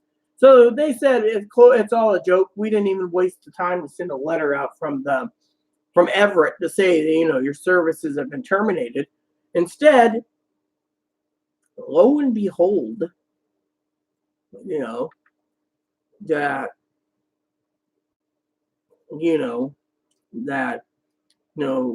that they think it's all a joke. And then they also put in the records, that if she ever went to Harborview, the new place, not Central Washington Behavioral, but north of us, it's like in Mount Vernon or something, Everett, with 5 counties, is controlled by Compass. So Compass would be the one in charge if they discharge her.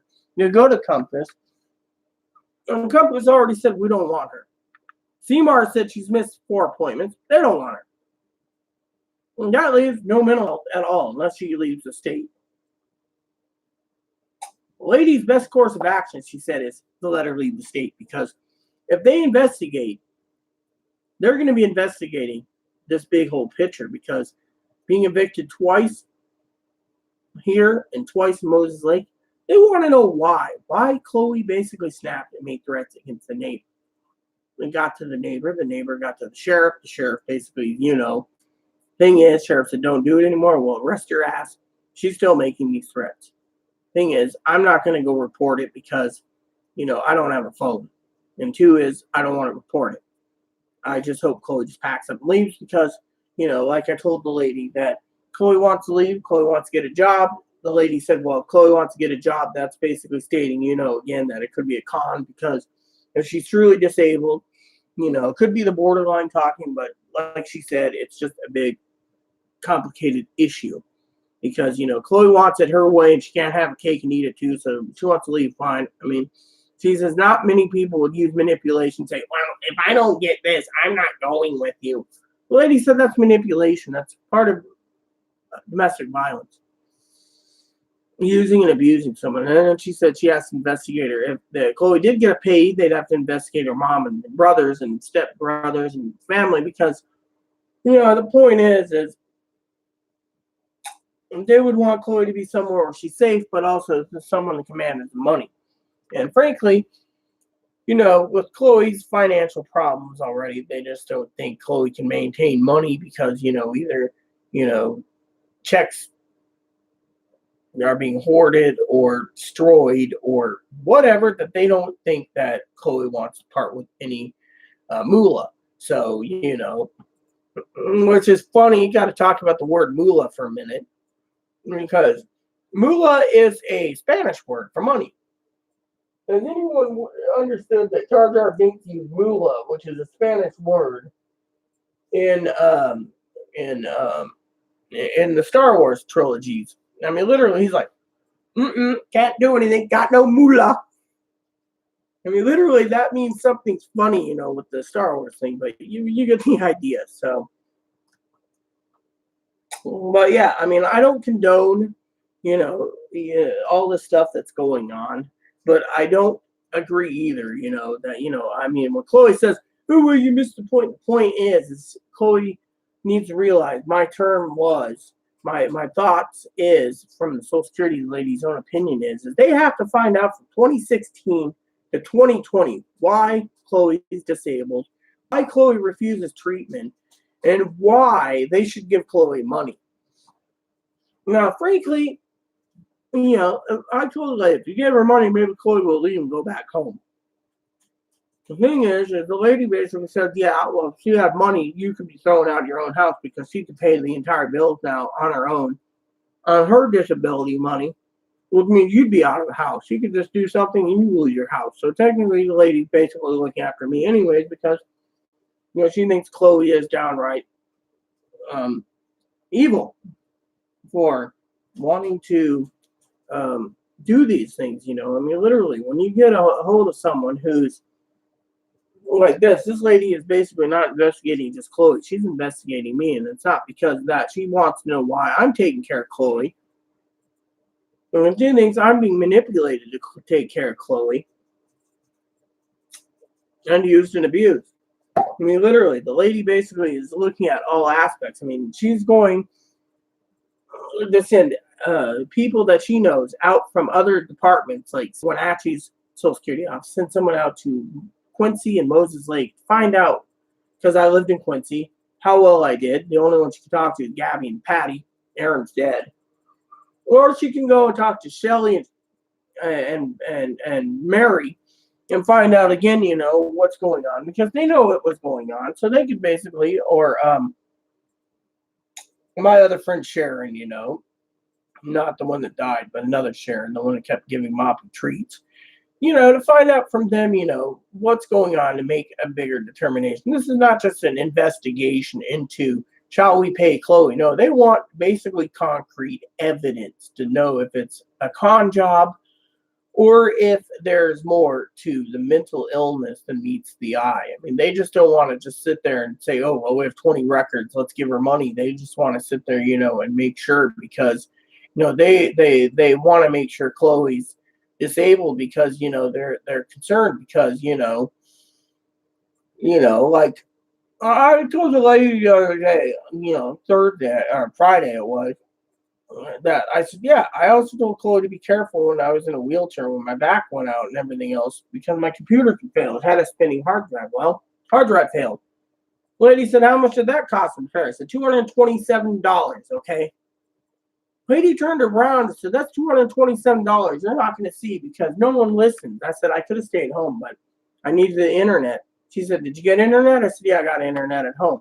Which, by the way, if anyone needs to know, I have a Skype phone number, which is a 206, which people can call me, which means my cousin can call me, or my cousin-in-law, Dinky, but, that's the only way I have a phone. Skype's up, which I have 2 computers running right now, 3 actually.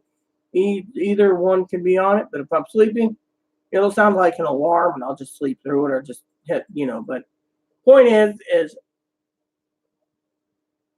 that's the other thing. Chloe's mom thinks, oh, you need to buy a phone. Yeah, if I buy a phone, I got to buy a plan. So if I buy a flip phone doesn't get tracked too easily, but it still can triangulate the area. The thing is, I'm not worried about being tracked. I'm just basically not wanting to pay any more money for a phone when I'm stationary at home. Now, for example, if I went to Portland to be with my family, I could use Skype right there. Headphones, microphone built in. I can be like, hi, how are you? Yeah, and do it that way. But my point is it's my phone, and I only call Poppy once a week, or doctor's appointments or whatever, like Social Security.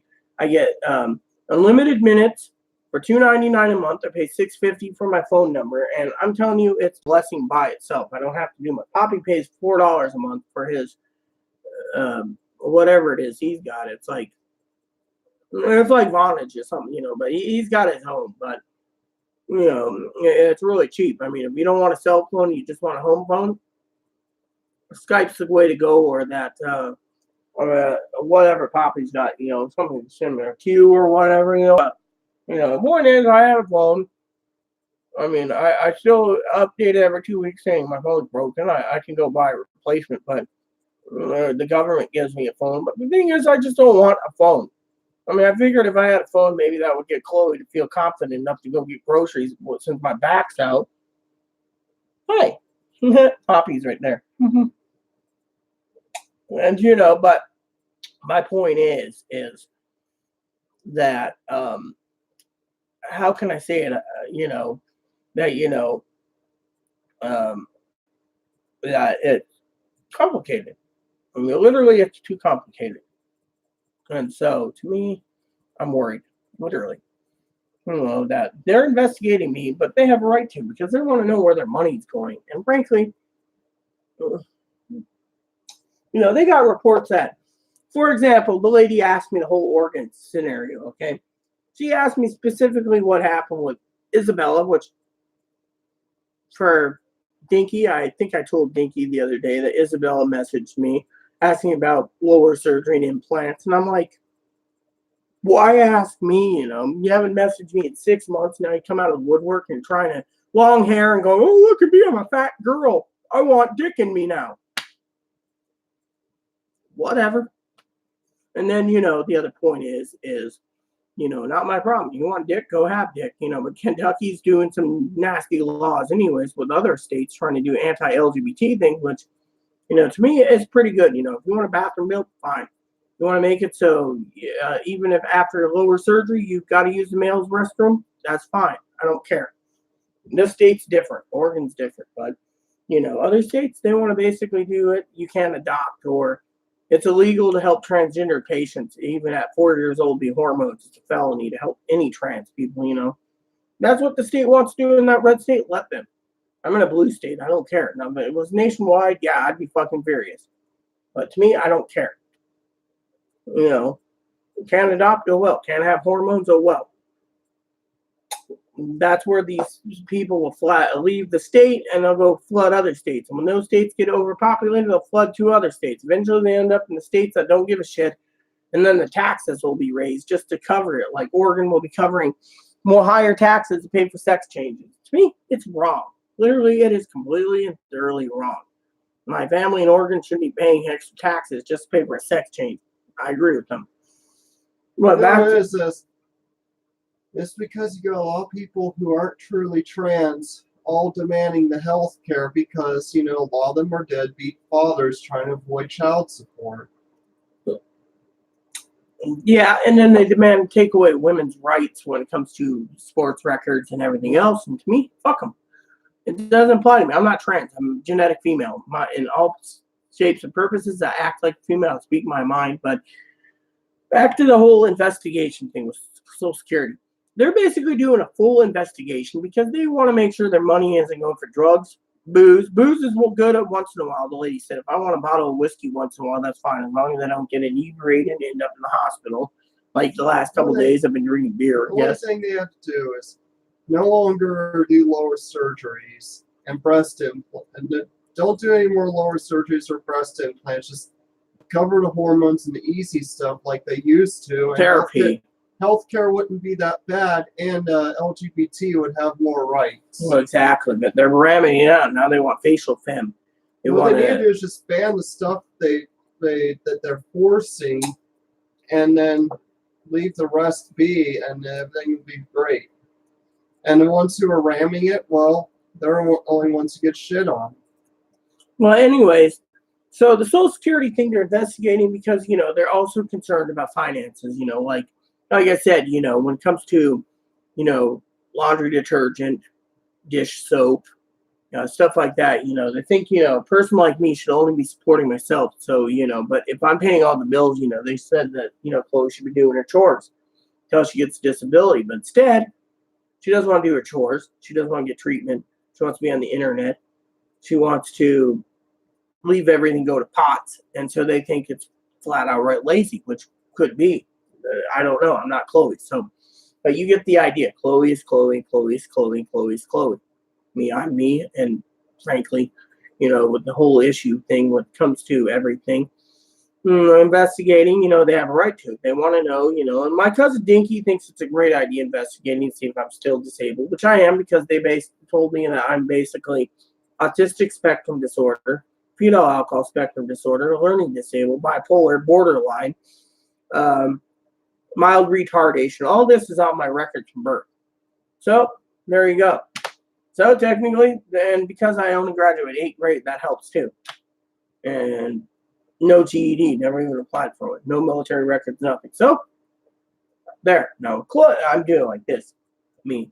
Now, Chloe, on the other hand, they have, high school diploma.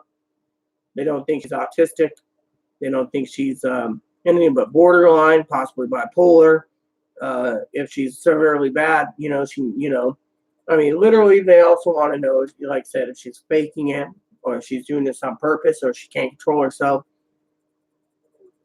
And they're looking at all the pictures because they don't want to see etc. They also want to find out why she's not been diagnosed with gender identity and just got hormones, or other things, why she's making all these threats, what beef does she have with a trans community or her dad or her mom or whatever. They want to know everything. They want to know why she has beef with Dinky and Corey, or why she has beef with my friend Heather, or why she has beef with Tinkerbell, or any of these people.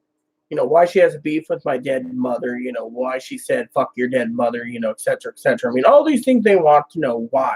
Mental stability, why. So they want to do evaluation mentally, which could take 5 or 6 hours. And a lot of trainings are like in other state countries are getting on with BPD, but BPD over here, you got to have a lot more than just being transgendered, bipolar, borderline, schizophrenic, whatever. They want you on meds. They want you, because the lady looked up Aaron's records and said, oh, he died, and it says right there in parentheses, heart disease sped up by antipsychotic meds, which was Seroquel lithium Paxil, Xanax, and also he was on Robaxacet, which is a muscle relaxer. That,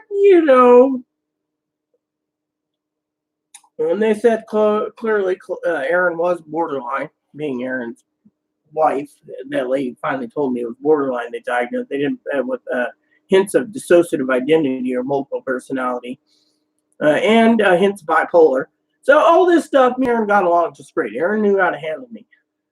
Louis, on the other hand, they're worried because the whole thing. Okay, so I went off sidetracked. I know there's other people wondering about the whole Oregon incident. So Isabella came out from Kentucky, Louisville to Portland. It was going to work at Taco Bell in Moses Lake. Fortunately, the problem is there's two sides of the story. You got Chloe's side and Isabella's side, and Dinky and Corey's side, which they're cool. They've seen both sides. I was in the hospital, so what happened was Isabel came out. Chloe had to go pick Isabella up, and Chloe said, "Look, I got to go to Office Depot, Office Max, whatever, Staples, and the post office." Isabella refused. I was 4 months behind on bills. He wanted me to go with him so he could buy that bird outfit at this clothing store. Well, yeah, see? And then he made a mess of the entire hotel room, eating all this food. And then he claimed that I stole all this money from him because he didn't have it anymore. I'm like, dude, with all that food, you spend it all on food. And then wanted Chloe apparently to support him on food, and then wanted me to buy him food at the hospital, which I was buying Chloe's food. And all I wanted Chloe to do was go to GameStop, get me a case for my Switch, and go to what was the other thing I wanted you to do? Pay the bills at the post office, money order, send it out for the bill to Mary. I was behind 4 months because of all this food bill and everything else, and and then on top of that, other issues. And they got the hospital paid for the train tickets home and the sleeping car and everything, but you get the idea. So all this stuff happened, okay? And Isabella kept eating all his food, and then finally Chloe said, "Look, you came out here, you were gonna go and transition in Moses Lake. You've told the employer you're gonna transition Moses Lake. Instead, you weren't transitioning Moses Lake. So in the end, look what happened, So in the end, it just went down the toilet. So Isabel went into the airport because Chloe threw him out, which is a good thing. And then he claims his laptop was stolen, his tablets were stolen, his video games were stolen. We never found the laptop or the tablets. I did get his games back to him, her, whatever. And that was it. And so basically that was the end of that issue. And, then, other shit hit the fan. But then, we had to deal with mental hospital and then me in mental hospital and everything else, back to Portland for follow-ups and all this shit. And, so basically the bottom line is they asked about the debit card because, they knew from the letters and the reports that I did, my card was used foolishly. Like I was at a Buffalo Wild Wings one night, and I told Chloe to get me a generic bottle of Tylenol, 100 count, She comes back and says it cost me $9 at a 7-Eleven for 24 Tylenol. And she needed indigestion meds. And then at the same time, with family, she wanted like a parasiter and this cider and that cider. So at the end, when we were going back to the hotel by train and stuff, and then a train, tram, and then bus or whatever, she turned around, right? And Chloe leaves and says, pay the lady. Now, I'm sitting there because I said the bill was divided between me and Dinky and Corey. I was going to pay me and Chloe's. The lady didn't realize that. So it got back that Chloe didn't want to pay her food bill. She didn't have money. So the Social Security lady basically said, well, someone says pay the lady and walks out. There's a little problem if you're buying her food. The lady was like, yeah, you know. And then, you know, the whole thing, you know, because you know, there's people all around that they keep an eye on me. And they heard eventually, you know, about on my videos and stuff complaining about the time I was going out to the vending machine to use my debit card, and there was only one Gatorade or Powerade Ice, and Chloe threw a fit, so I just gave it to her and waited till the next day to get something to drink. I was drinking water or coffee. Again, they thought that was wrong too. I did a video in the hotel a live video about it, but you get the idea. So, all in all, you know, they're just like, that's just selfish. If you're basically saying, oh, there's one Power Ice, you know, where's mine, you know, blah, blah, blah. So the lady's got to thoroughly investigate every little aspect to find out if Chloe's doing this intentionally and purposely, or is she narcissistic? Because they want to know. I mean, like the lady said, it's not my job to take care of her, and it's not my job to support her. And so, you know, for 3 years I've done this, and the lady said enough's enough, you know. So she leaves, that's fine. They close the case. She doesn't get in touch with the lady, they close the case. It'll be another 3 to 5 months before she's approved or denied when she gets the physical doctor, the psychologist, psychiatrist. The reason they basically are doing the physical doctor, psychologist, psychiatrist is she doesn't have one out here. She refuses. Even if she went to Harborview, it doesn't matter. They still send her to another one just to add to their case for their own records. Problem is they don't know if she can, if she's doing this on purpose. So to me, that's how it works. So, you know, they're investigating financial abuse and everything else. They're not going to do any criminal charges because they want to make sure, you know, that she's doing this. You know, even if she's doing it on purpose, they can't do anything. They're just going to say, let her leave, you know. And her mom wants her to stay here and stay here and stay here, but Social Security doesn't want her because she's not supporting herself at all, you know. I mean, literally, that's the main thing, you know. I mean, she won't even, you know, like Social Security said, it could be a fact of laziness or something else. No one knows. So that said, everyone, you get the idea. I've gone for almost 2.5 hours on this. You know, I had a nice chat with the Social Security lady.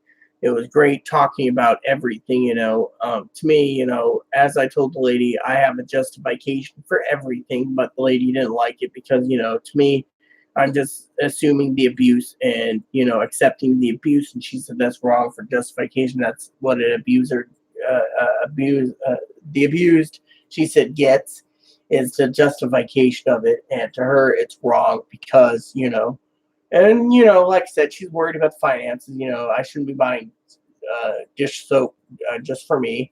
I should be buying laundry soap just for me, bar soap for me. But since I'm doing everything for Chloe and me, she thinks it's wrong. That's why I'm running low on money. She also thinks, you know, that certain items in my home, like Dinky thinks is a luxury item, like bacon. I don't eat that much. Steak, don't eat that much. Meats, don't eat that much. I buy usually stuff that I like that's affordable and cheap, you know. And she said that's the way to do it because I have Chloe, but she said I should eat a little better. She also thinks, you know, that certain things, you know, that should be done, like Chloe needs to, like she said, Chloe needs to listen more and think more instead of taking it out on others and getting mad and not listening and still opening her mouth with her temper. She said that's where she's getting in trouble eventually because her temper is getting the best of her when she wants to make threats against other people. That's wrong. That's a mental illness. And eventually she could snap and actually hurt someone, which is what's happening with all these shooters and stabbers and other things. So she's like, we need to basically make sure that this is completely watertight, and she also stated that the hospital needed to look at the big picture and said they just want to get her on meds and ship her out and let outpatient take care of her, which is their policy. But because of the whole thing with Chloe being hospitalized 3+ times, she should have been involuntary for a while. Said they didn't. So the lady basically said there's a big, big problem, and we all have to figure out, what the next step is. And right now, like I said, I'm calling it right now that if they don't get back to Chloe by Friday, which I'll keep you informed, they're going to just determine that she's not disabled because she's, not getting treatment. She's, et cetera, et cetera. They also said that eventually, with the current administration, she might even lose food stamps, which hopefully she doesn't, but, or Medicaid, but more likely won't. The thing is, we have to look at the big picture. And so, but they're investigating because, they're upset, certain things like, me doing laundry for her, and she has no money for quarters, or, like I said in the beginning of the video, there's checks, she can go and buy quarters instead, she thinks that's my job. And, the thing is the Social Security thinks that in the mindset of Chloe thinks everything has to be revolving around Chloe. So therefore I have to do everything for Chloe. So therefore Chloe's trying to say she's too disabled or dependent on others, which she could be dependent on herself. She was dependent on herself, but, from what they understand, that her roommate was being dependent on too. So she's got an attachment disorder. So, it's basically things that says that, maybe Chloe doesn't want to take care of herself. So are you saying I might be losing my food stamps and Medicaid soon? No, I said it, eventually if this administration gets what they want. The lady was saying that, but more likely won't. But, the thing is, you've been on food stamps for so long that, I don't know. But you guys get the idea. I love all of you. They're investigating. I'll keep you informed. The next update will be probably Tuesday once I talk to the lady, if she does. Monday's a holiday, so, today's Sunday morning. I want to do a couple things, get my dinner prepared. So they had their way. Food stamps will be gone for good, so Medicaid. Well, yeah, under this current administration, that's about right. They think too many freeloaders. That's why Social Security and honestly, I think they might just get their way too. They get all this impeachment thing, they'll be getting their way for next 10 years. No, they won't. But anyways, I'm not going to go into politics, but you get the idea. Social Security is investigating because they're kind of worried about everything going down the pipe. And they want to know what's going on and how come everything's going down. So, to me, I just thought, I'd let you know, that they're investigating because they're, like I said, they're worried about quarters and supplies that I'm buying. So they think I need to take care of myself. And because of it, the mindset is they think that Chloe just doesn't want to take care of herself. So she's being lazy, or if she's not being lazy, she's non-intentionally having all, basically what they're saying is it's either she's doing this on purpose or she's too disabled. And so they're trying to think, but they don't mind if Chloe leaves because she said she'll just close the case and say denied or approved. It just depends on what's in the records. But the lady and I went through the records, and she's got a lot of questions she needs answered, and that's why she wants these therapists and psychologists, therapists and psychiatrists and physical doctors and you name it, social workers. She wants one of them to talk to figure out, what is Chloe's game, whether she's truly disabled or not, because like I said, she wants to find out why she went disabled from 2016 onwards when, Chloe was homeless and, etc., why she was traumatized. Was she forced to be a prostitute for a while in San Diego or Vegas or wherever, or etc., and, all these records leave a big hole in it to the mental health thing, why she isn't in treatment, why she's not taking certain meds that supposedly work or don't work, and why she says the meds were working, now they're not working. All this stuff stacks up to questions that need to be answered. And so that's what they're looking at. So I will keep you informed on this whole ordeal, and I will update you as I know more. But right now they're worried about me because, like I said, they're worried about me eating once a week, once a day, not once a week. I'd be really hungry. Once a day. Why, certain issues, why I got to do certain things. Like I said, they think certain items are luxury items, like Disney Plus, Stars, HBO, Cinemax, Movie Channel, Showtime, Prime, eggs, bacon, cheese, those things are all luxury items. And, I agree to a point. I mean, I don't really eat a lot of eggs. We do have cake once in a while. That's a luxury item, but the frosting's a luxury item. So, the thing is, the lady wants to investigate on a lot of the luxury items, like, why what we have is why. I mean, pet food, that's not a luxury item. Pets actually help, but for the remaining part, like shampoo, conditioner is financially necessary or it's a necessary and necessity, but unnecessity things they're trying to figure out why, for me, they're trying to find out, is it a necessity for me to take care of Chloe? Why is that Chloe's mom wants to force me to take care of her? Why is it my job? They think it's just because Chloe's mom doesn't want to be burdened by it. So it goes on and on and on. So they have all these unanswered questions, and, it's like in Missing in Action, the first movie. Senator Portman said, there's a lot of unanswered questions about the Vietnam and the Vietnamese War and the Viet Cong, unanswered questions that need to be answered. The lady said the same thing. There's so many unanswered questions that need to be answered that she's got to go through with a fine comb. So she's busy with 500 other cases per week.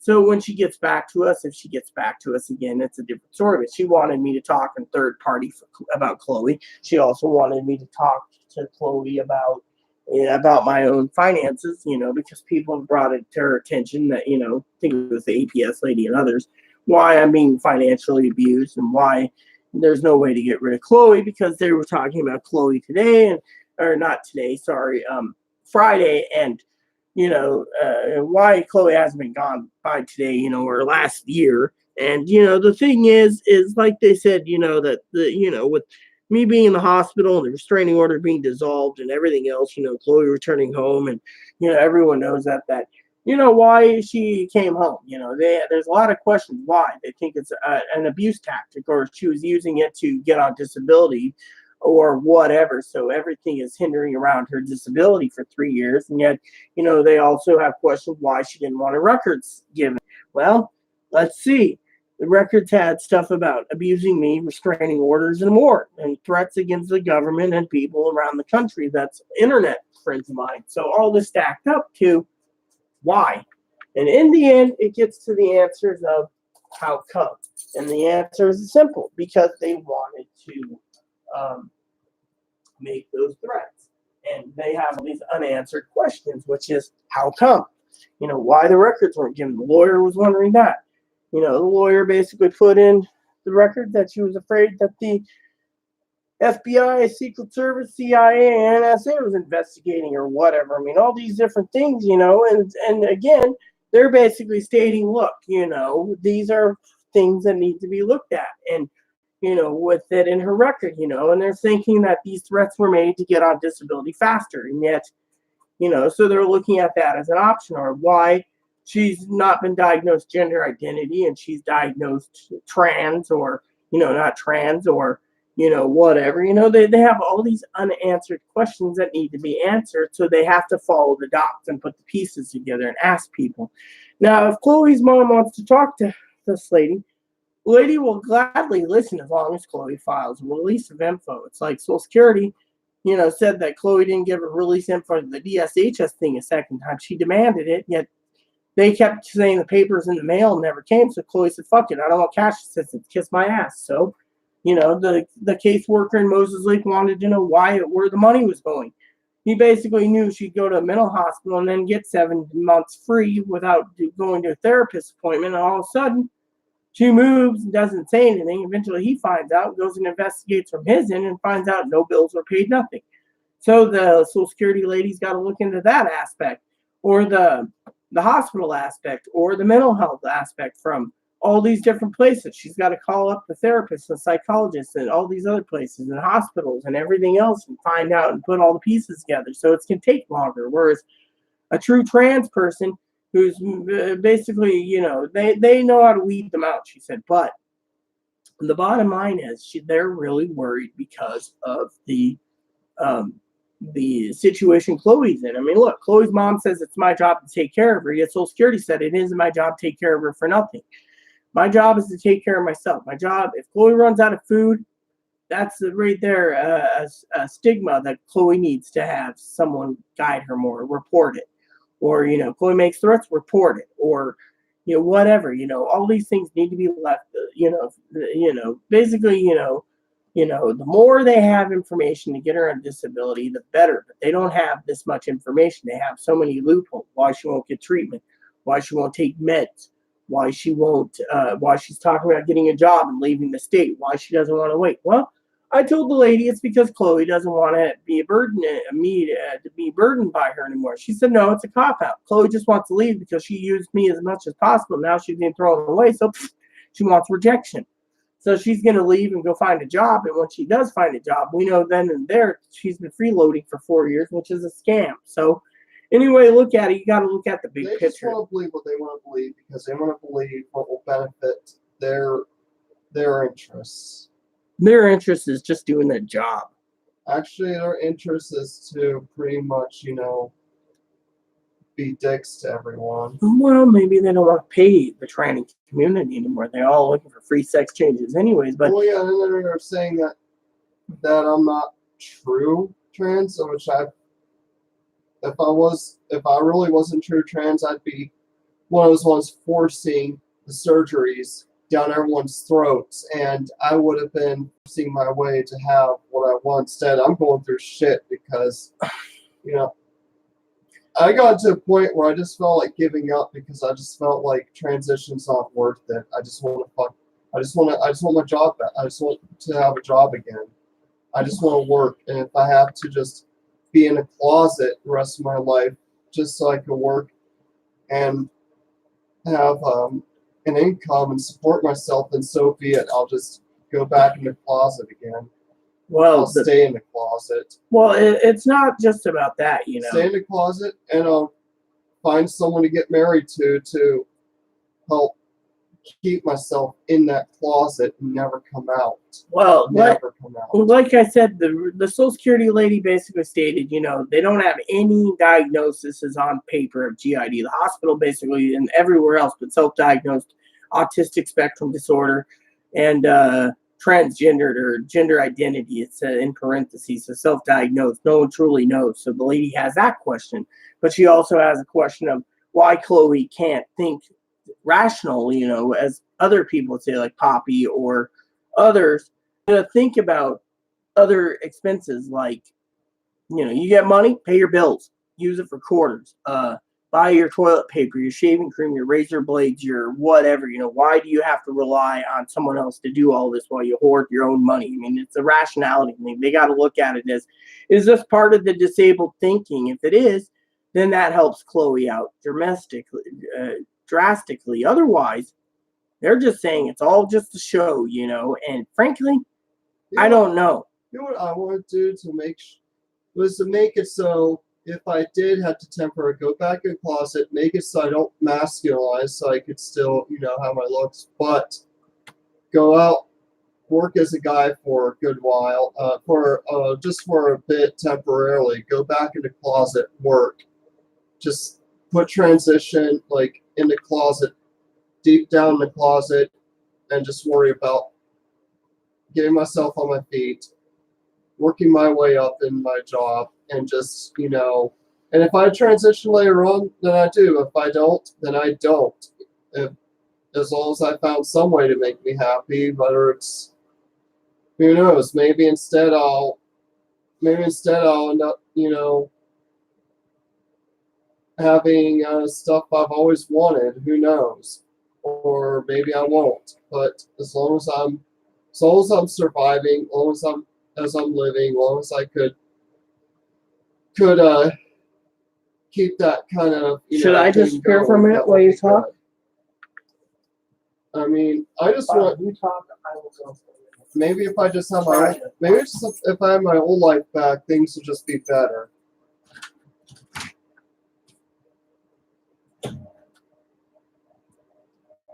I just want my old life back. I don't care if I have to sacrifice my transitions to get the old life back. I want my old life back. At least I wasn't struggling back then. At least back then I had respect. I don't have any respect from anyone anymore. Nobody likes me. Nobody ever likes me anymore. I'm done living like this. I'm just done.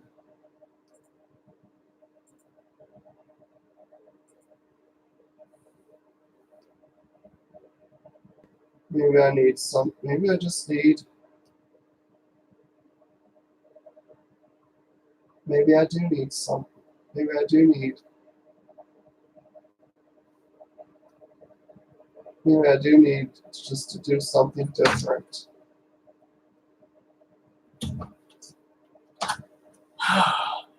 So are we done? So I can. Yeah, I will make you something to eat. What do you want to eat? Prop burgers. Prop burgers. I'll make you prop So, burgers. anyways, we were expecting some other mail to come, yet the mail didn't come. My back's killing me, by the way. But when I checked the mail, there was nothing in there except for one piece.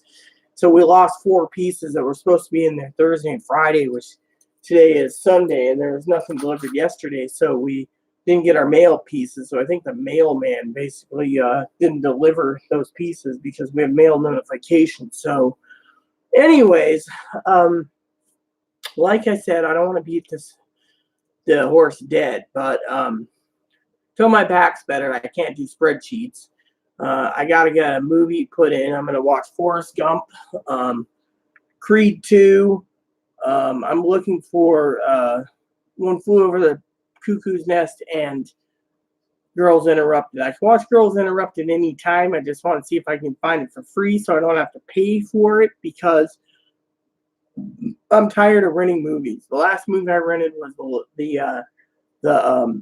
the Godfather 3. I watched all 3 yesterday. Rented them. They were like $4 with tax. They always tell you the cheaper rate, but that's if you go in and choose for standard or high definition. I have high def on TV, so I just use high definition. But the thing is I truly enjoy these movies. So. But anyways, I just want to share that with you all. And because this video is almost 3 hours in length, Chloe, I want to log off. But I'll keep you informed of Social Security, what they say, what they do, etc. It's going to be a while. They want Chloe, like I said, to do a meeting, but Chloe wants to leave. So the lady says Chloe decides to leave. Then she won't even bother with doing the appointment because, she'll just rule that Chloe is capable of working, which, from what all you said is Chloe wants her old life back. You heard her say that she wants a job. So she really wants this. She should just focus on what she wants instead of trying to get on disability, which is going to be a pain in the ass. Now, I don't know how these trannies and these others are getting their disability with bipolar, PTSD, etc. But, I think it's just completely miscombobulated. I have PTSD too, but, my point is it's a sad world we live in when, either you give Chloe money or you don't, but the reasons they have all these unanswered questions is because, like I said, why is Chloe, questions is, why is Chloe's mom telling me it's my job to take care of Chloe? Why is Chloe's mom think I have to be equal with Chloe? Why is Chloe's mom think that Chloe spend money foolishly? Why? And why have everything burdened to me? Why if Chloe runs out of food stamps, I got to take care of it? Or why is Chloe, not doing her chores or whatever? They have all these questions that they want to ask. Now, if Chloe went to a mental evaluation, they could probably evaluate her properly, but it's going to take 3 or 4 sessions or more like me. And that means by the time they get done, they'll basically make a determination whether she needs a payee or a non-payee. And, the thing is, there's a lot. They have interim medical records. Like I said, there's financial troubles, and mental troubles, medical troubles, law enforcement troubles, etc. So they have to ask all these questions, compile it into an exhibit file, and then take it to the board to approve or deny. And in the end, that will determine it. But like the lady said, she's more worried about me because, you know, I'm eating one meal a day. I'm not eating. I'm doing what I can, but at the same time, she thinks it's wrong that I'm paying more and more out the nose for Chloe, and for example, not to bring this up, it's none of my business, I love Chloe dearly, but she was stating the quote unquote, for example, because I said, I told Chloe, hold on to your checks, don't destroy them, don't do whatever, hold on to them for you to leave. Well, other people are saying, oh, that money's to have her spend for her birthday and Christmas foolishly. Well, Social Security said that's not right.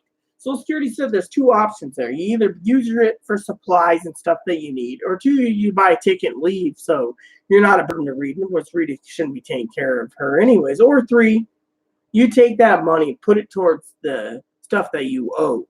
I mean, since Chloe's lived with me, no electricity, no rent, and no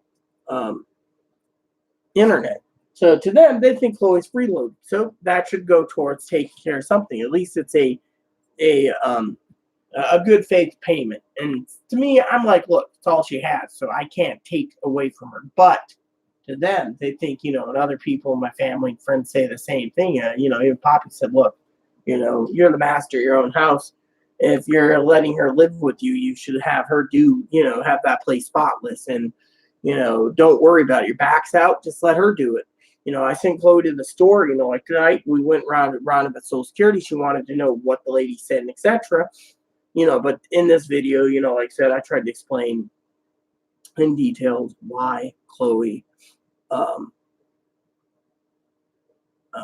why the lady's doing what she's doing. I mean, literally, she has so many questions that need to be answered, and no one's answering them. So, that's the main thing. I mean, literally. I mean, like the lady said, electronics, computers, video games, all those are luxury items. I'm trying to survive, and I'm barely, I had to use a layaway, that failed. Had to do this, that failed. Had to do that, that failed. But in the end, the lady turned around and told me that unless I can get things in order, it's all luxury. And as long as I'm supporting Chloe, it's not going to get any better. So, she thinks the best picture is to let dear old Chloe's mom realize that Chloe's going to Arizona or Pittsburgh. Now, if I have to pay it out of my own pocket, the lady said that at least the family should be reimbursing me for it, but they won't because they're too cheap and tightwater. As Chloe said to me, and I told the lady this, that Chloe's mom is a tightwad. Oh, I get her to Arizona, then Grandma gets her home. Isn't that how you said it works? My mom said. So let me ask you this: then, if that's the case, doesn't that sound like she's just being a cheapskate? Yeah. So that's the thing. Mom doesn't want to pay anything. Mom doesn't want to be burdened by it. So the Social Security lady said it wouldn't be any good talking to her because she'd be basically grilling her why it's my job to take care of Chloe. Why is it?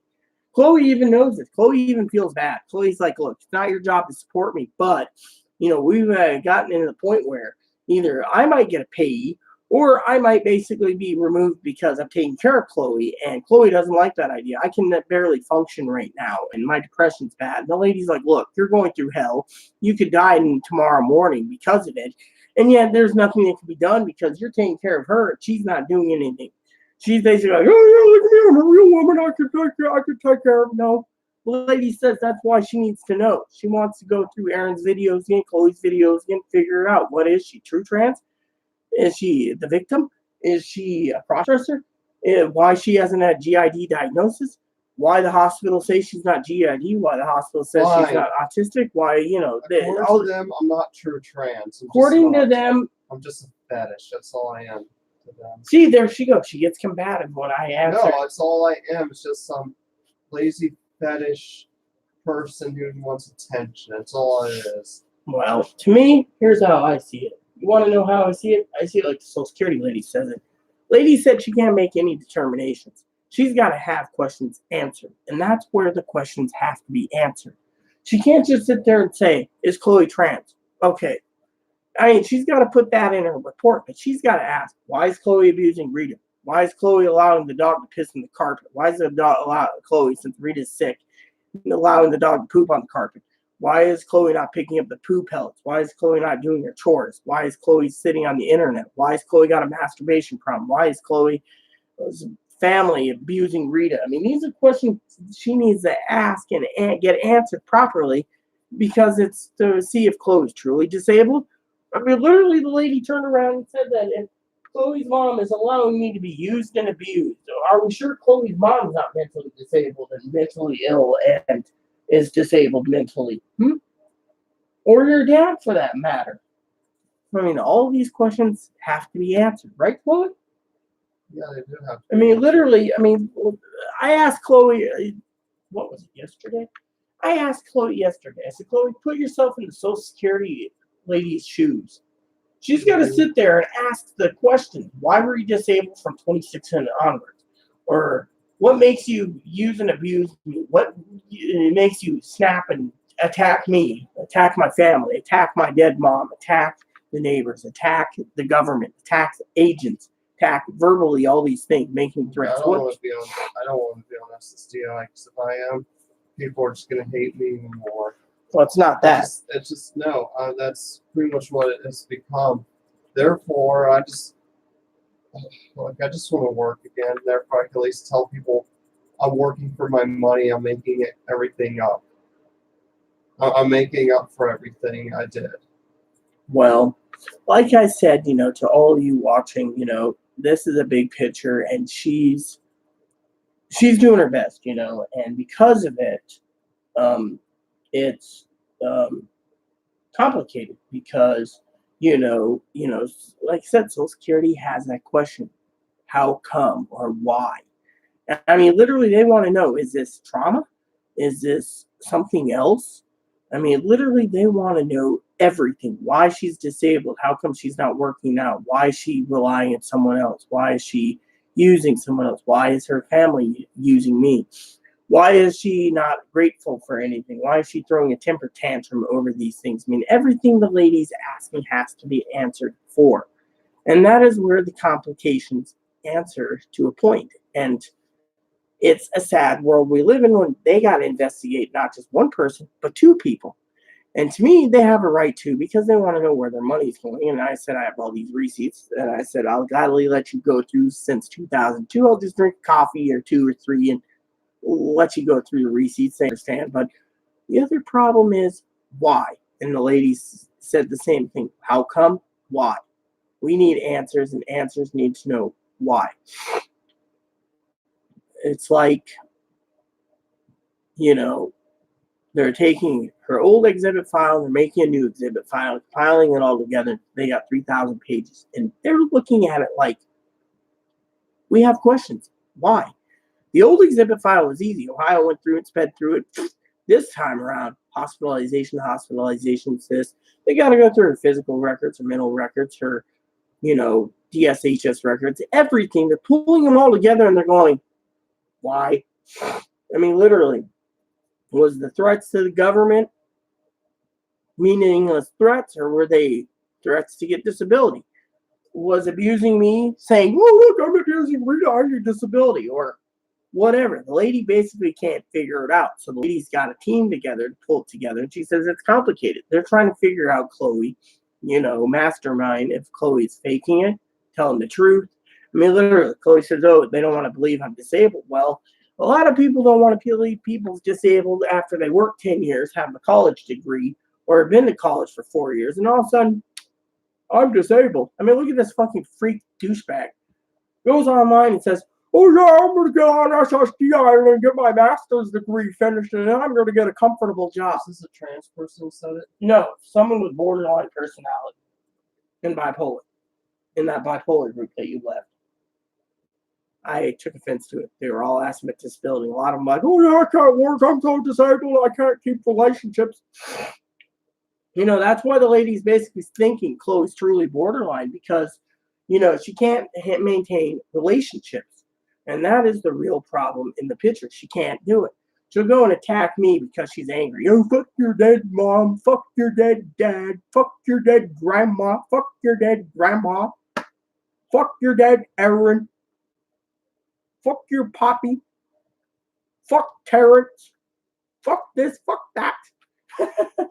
And the Social Security lady's going, well, that's the form of borderline right there. Borderlines can't help but dish out domestic violence, which, by the way, they should have, as she said, a registry that shows this person's borderline, they can commit domestic violence. But they should have a domestic violence registry that says certain people that are borderline has that reason. It's like sex offenders, oh, this person here is a pervert, they're a sex offender, or, a registry. But the lady has all these questions. Is she doing it on purpose, or is she doing it?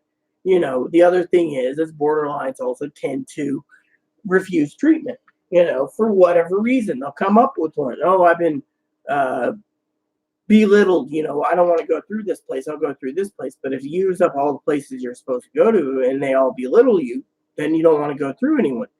Then you're just holding on to someone that's supporting you. Lady said that happens. She said also what happens is, sometimes they'll sit there and say, well, I don't want treatment because, some guy showed me his dog and tried to rape me. Or this woman got me drunk and raped me. Or, for example, a police officer pulled his gun out and said, I'll blow your brains off and we'll bury you in the sand dunes of Mattawa. No one will find your body. I mean, these things that Chloe, in her mind said happened. And so they're thinking, well, if this happens, we have to investigate. They got to investigate why, quote unquote, the trauma is there and why law enforcement didn't do their job and say, oh, Chloe being raped. Oh, why didn't you do anything? Oh, well, the evidence said we didn't have any semen samples of the penis or the panties or the bed or, they were drunk. Well, just chalking up they were drunk. It was probably consensual. Or they all three were drunk and a guy showed him his dong and this lady didn't like it. So they reported it and blah, blah, blah. They're drunk. Okay, drinking. They can put down Chloe drank both incidences. They can say Chloe has a substance use disorder, automatic approval for disability, pay status. Or they could turn around and say, did Chloe physically, mentally, sexually assault Rita? And then go and investigate. Oh, the evidence says this, this, and this. Instead, this lady here has got to go and investigate on her opinion because, in her medical records, restraining order, abuse, financial abuse, mental abuse, sexual abuse, physical abuse, all this stuff stacked up. She's got to investigate and say, well, why is Chloe home? Why didn't Chloe stay at Seattle? Why did this? Why did that? Why did she skip the hospital? Why did she skip the homeless shelter? Oh, well, I think it's because they want to set her up for a job. She said, fuck you, and she went home.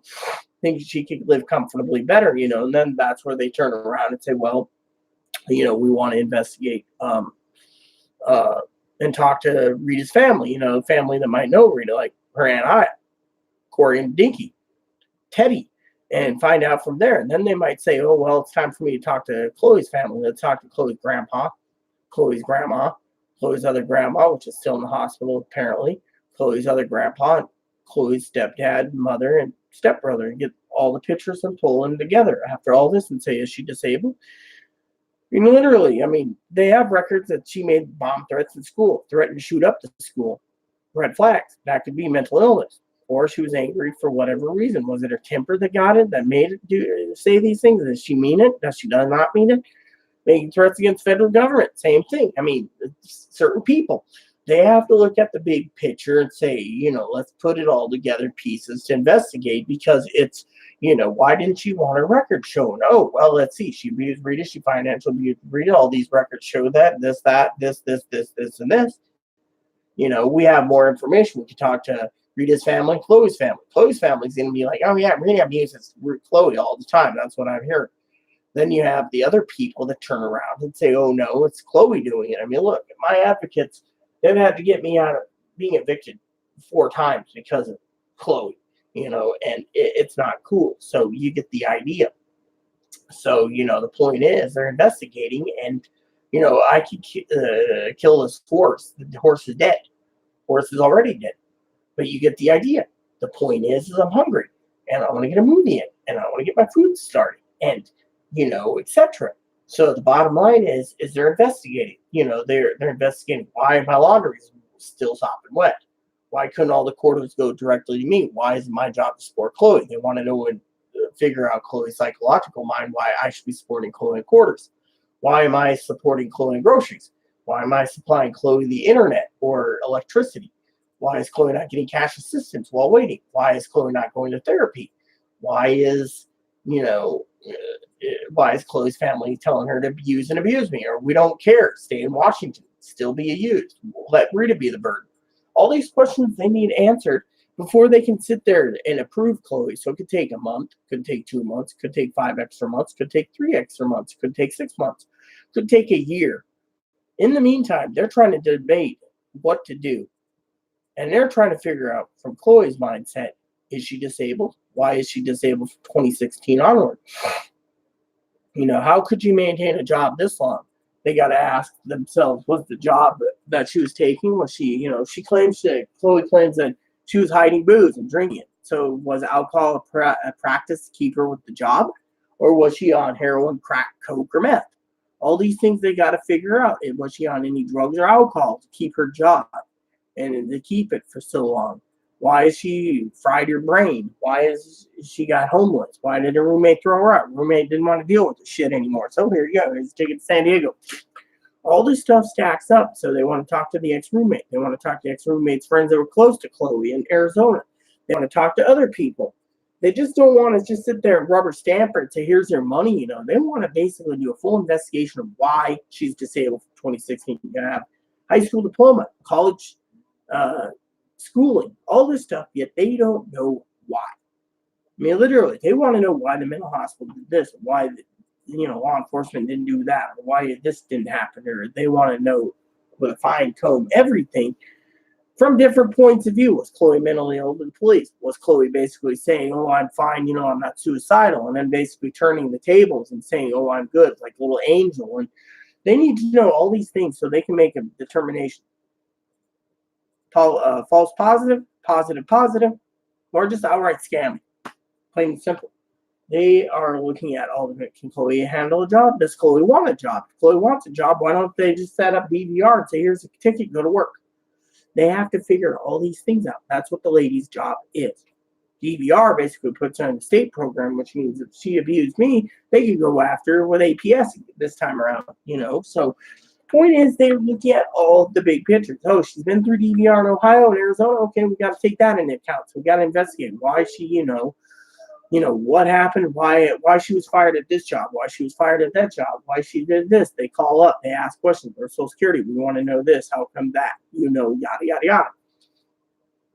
Then they want to talk to other people. So eventually they might send a lot of release infos out for Chloe to talk and signing releases to talk to all these people. They will. Eventually, they're not just sitting there saying, oh, okay, we're just going to give her Social Security. This is a big problem. Almost 4 years unemployed, and they're trying to figure out what makes Chloe snap. Oh, well, if I don't get razor blades, you're going to want me to be a man because you want me with a beard. I like women, okay? I don't like facial hair. Plain and simple. But to use that tactic, that's manipulation. They want to know why. The whole thing about this, I don't want to eat Christmas dinner because we don't have any frosting. Again, manipulation. They want to know why it goes through her head. If she can't have something, she's basically throwing it, well, I don't want it. Well, that's fine. I won't cook Christmas dinner then, or New Year's dinner, or make a turkey or a ham. To me, it doesn't matter. Lady says that's rewarding bad behavior. Again, So in the end, you look at the big picture. So with that said, everyone, this video has gone too long, and frankly, I'm tired, and I want to eat. And I want to put a movie in, Rain Man, Forrest Gump, etc. So, thanks for watching, everyone. Stay tuned for an update video Tuesday. I'll let you know if I get a call from the lady Tuesday, Wednesday, Thursday, Friday, whatever day. We're going to keep trying. Thing is, if the lady doesn't call us back, she's going to close the case, which means we got to appeal it. If we appeal it, which is unlikely because the lady thinks it's best course of action for Chloe to leave because she doesn't want Chloe supporting me. Me supporting Chloe. Chloe doesn't support me. No income. But you get the idea. She just doesn't want me taking care of Chloe. And that's true. I shouldn't. And she also has questions, like I said in the beginning of the video, about food and money and everything else. And, it's a complicated issue. And, this is why people sit there and say, well, how do you deal with borderlines? I just do. But frankly, my heart's failing slowly. So I want to say good night, everyone. Please look for another video. Like I said, it's very complicated. Like I said, Social Security's investigating it. It looks good. People said, well, why aren't they, they don't do anything. Why is it that she's got to stay with me? It's basically housing law, but same time, there is ways around it. The Social Security lady knows the ways around it. So the best course of action, like she said, is send Chloe out. She doesn't like the idea that I got to pay because, it's not my job. Chloe should just pack up and leave, in her opinion, be homeless, and that could help her. Social Security case, she's homeless, she got thrown out. Oh, well, read it, But it could also blow up my face, too. So, she's like looking at other options. Thing is, she just doesn't want me supporting Chloe, if there's food problems or laundry problems or whatever else, same goes with clothing or anything else, it's, like I said, she has all these ideas. I mean, the lady told me under oath that when she asked me direct questions, I had to directly answer, like being in the court. She's like, she asked me about the retro check, if I heard anything. I said, yes. Then I said, well, Chloe thought that it'd be more pertinent for me to get her on disability and I can have the retro check because I've been supporting her for almost 4 years. Lady said that sounds practical, but, even with all my receipts that proves it, she says the problem is, if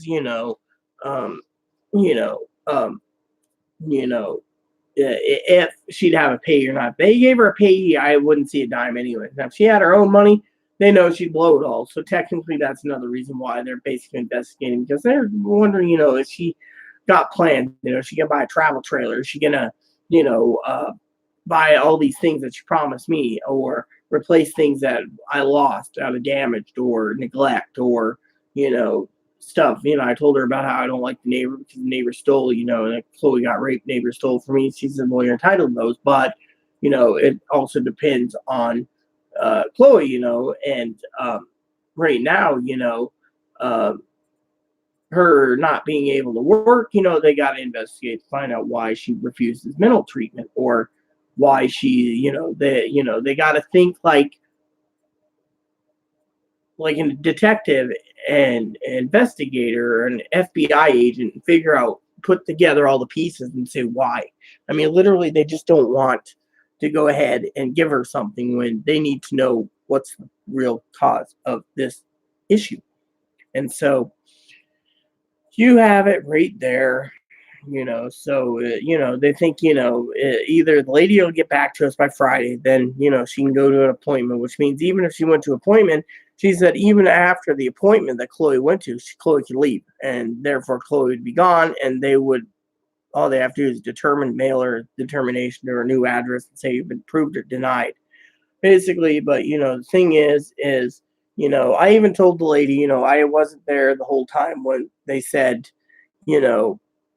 whether she gets treatment or not a treatment, so, if she has to continue treatment, and that's the thing, without a primary care physician or, et cetera, it's hard. I mean, they even said they look up FBI and everything else to make sure, everything's solid and secured. And they said that, they have access to Facebook through different channels. And seeing Chloe talking about her dad, and how her, she should detransition, that they have to take into account her posts to show if she's mentally ill, if she's against 45, etc. I mean, literally, why she's against 45, why anti-LGBT propaganda, whatever, they have to look at everything. And so,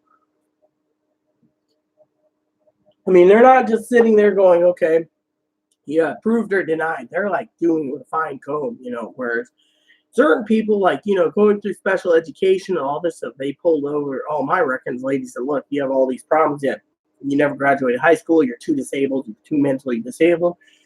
And, they said in the end, I said, I told the lady out where I said, my true fear is in this world is my family thinks I can't take care of myself and they'll put me in a nursing home or a group home or something. I really don't need that. I mean, I can pay my rent. I can even rent a room. I told my cousin, to my cousin-in-laws when I told Social Security, if I had to stay with them. My point is I'd even pay half of my income to stay with them if I was being evicted, but with that kind of money, I'd hope like hell working with them for a travel trailer. I mean, literally.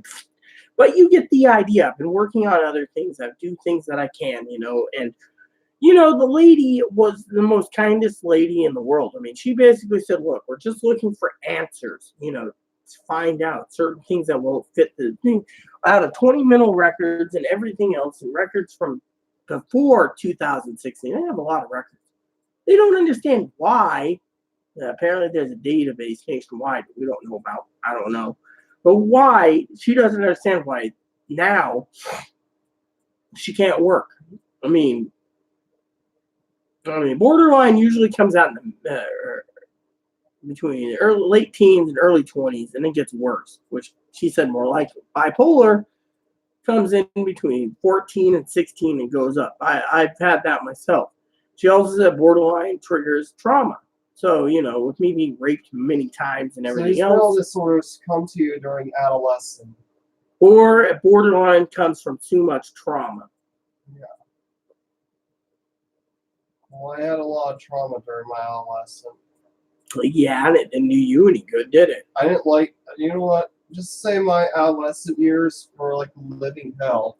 You know how many times, when I was growing up, I got bullied so much I didn't want to go to school. There was one time where I thought about just stop going or dropping out, or, did when I got in trouble once? I was thinking about just leaving the school and just running, ditching them. It's like, you want to pull me off this? Fine, I'll leave the premises. Well, see, that's why they need to know these things, and that's why they want a psychologist, psychiatrist, and therapist, social worker, a doctor, to all compile all evidence, because Chloe's not seeing any of them, to find out why she's this way.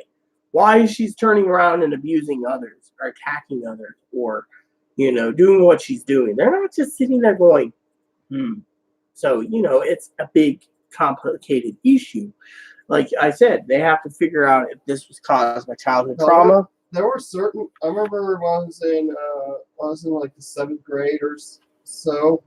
In 8th grade, I was the people who bullied me. I didn't like them. So, to me, there's like, well, I didn't like them, but then I felt like there was this other student that they seemed to care about so much. So I was trying to run. So what I did, I started bullying that other student as much as I could to run them out of that school, to run them out. To say, hey, look what I did. I ran your boy out. I ran your little friend out. And how did that go? Did they get ran out, or did they fight back? Did. One of them wanted to go homeschooling. The other one transferred to the other junior high. But I was like, you'll just have to put up with it when you go into 9th grade, unless we transfer to another district, because you'll be dealing with me then. I was pretty much, because of the fact I was bullied so much, I ended up becoming a bully myself, because I figured if I'm getting picked on, why not pick on others? I mean, I felt if I picked on others, at least I'd show that at least I'm not a total loser. And that's what I wanted. I wanted acceptance. I wanted the bullying stopped. Luckily, in high school, it did. Luckily, in high school, things were much better than junior high. So high school went by much smoother, and at least in high school, I had graduation to look forward to, and that's why I stuck with it, because I was like, bullying's not as bad in high school as it was in junior high. And graduation will come, and I'll have to deal with it anyways, and that's pretty much, how I saw it. Yeah, well, it hasn't done you any good since then. I know. You're basically, you can't change, You know how many times I thought about dropping out of school, too? I will tell you, my husband Aaron in junior high and high school was bullied all the time. He found a way around bullying. He grew his hair out long, started painting his nails black and wearing black lipstick and black eyeliner and looking all goth. No one wanted to fuck with him. I started wearing all black too. And He looked all goth and people looked at him. I did that. I went all goth, played sports, and did other things like go out a lot. And, he told me the principal once saw this and listened to death metal and stuff, and no one really messed with Well, me. he turned around once, and he always liked his pot after school and stuff before school. But told me once the principal caught this guy bowling, so hubby picked up the kid, slammed him against the locker so much the locker got an indent in it, a big dent. Principal turned around, looked at the kid, and said, "Look, you bullied Aaron. You owe us for a new locker." The kid basically had to pay for it because Aaron was like 300 pounds of muscle at the time. Like, leave me the fuck alone, dude. That was the only time that he got pestered and he put him in their place.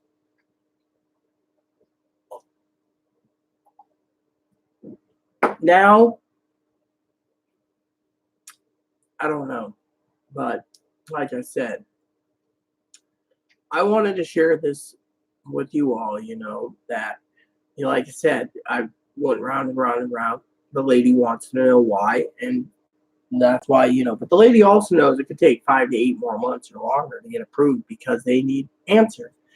So they got to go through every place that Chloe's been through and find out why Chloe snapped, why Chloe went homeless, why Chloe's unemployed, why she's still unemployed, why she hasn't even been motivated to get a job. I mean, literally, they want to know why. I mean, the problem in the bottom line is because of the answers why. It's more about, as some people would say, how come? Well, it's not about how come. It's about, other issues, and that is, the reason is on the questions of why. They're sitting there saying, well, how come?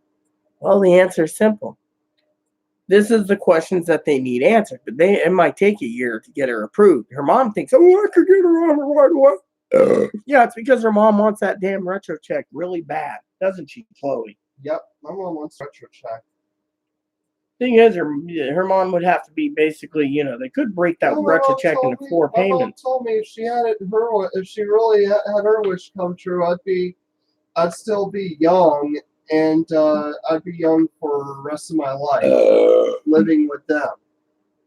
You know what the problem is? Like, yeah, and go through that hellhole of being bullied for eternity. Let me put it to you this way: the problem with Chloe is, Social Security is while they're in. The problem with Social Security is they have to do a fine look at because, like I said, they are looking at all answers. What made her go disabled the last 4 years? Why she has been motivated to go get a job? These are things that they have questions about.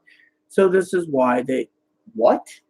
Nothing. You keep doing your thing. And they want to know why she won't get a job and why she has been motivated to get a job, but she's motivated to intimidate, harass, coerce, manipulate, intimidate for what she wants to get. And because of it, they're wondering all these questions, why she can't just go and get a job. Instead, why she dropped out of cash assistance, why she dropped out of other issues. I mean, literally, they have all these questions and they want these questions answered. And that is one reason why they're investigating, because Chloe is a complicated person.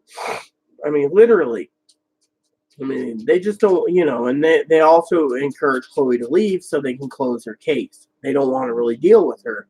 To her, they think she's too much of a burden because, if she goes to the treatment, at their request for the consults for the mental, the physical, and the other mental and other places, social work, etc., to pull it all together, they're going to try to figure out why, and that's the thing. Why, when Chloe was at all these mental evals, why she didn't talk about why she was bullying family, or bullying friends, or what triggered her to be a bully, or why she is how she is, and why she demands what she demands, why she demands to be equal, why she demands people to take care of her.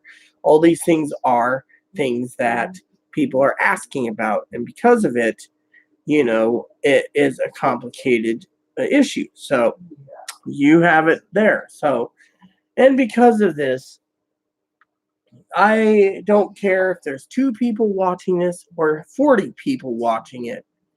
My point is I really got to go and get something to eat.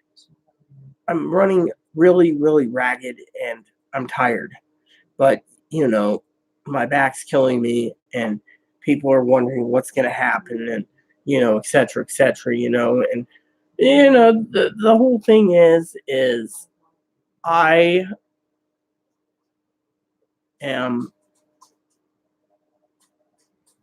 scared, because frankly, we've been waiting 3 years, 4 years, and they, now they got some of the pieces together. Why Chloe, records before they got all the records together.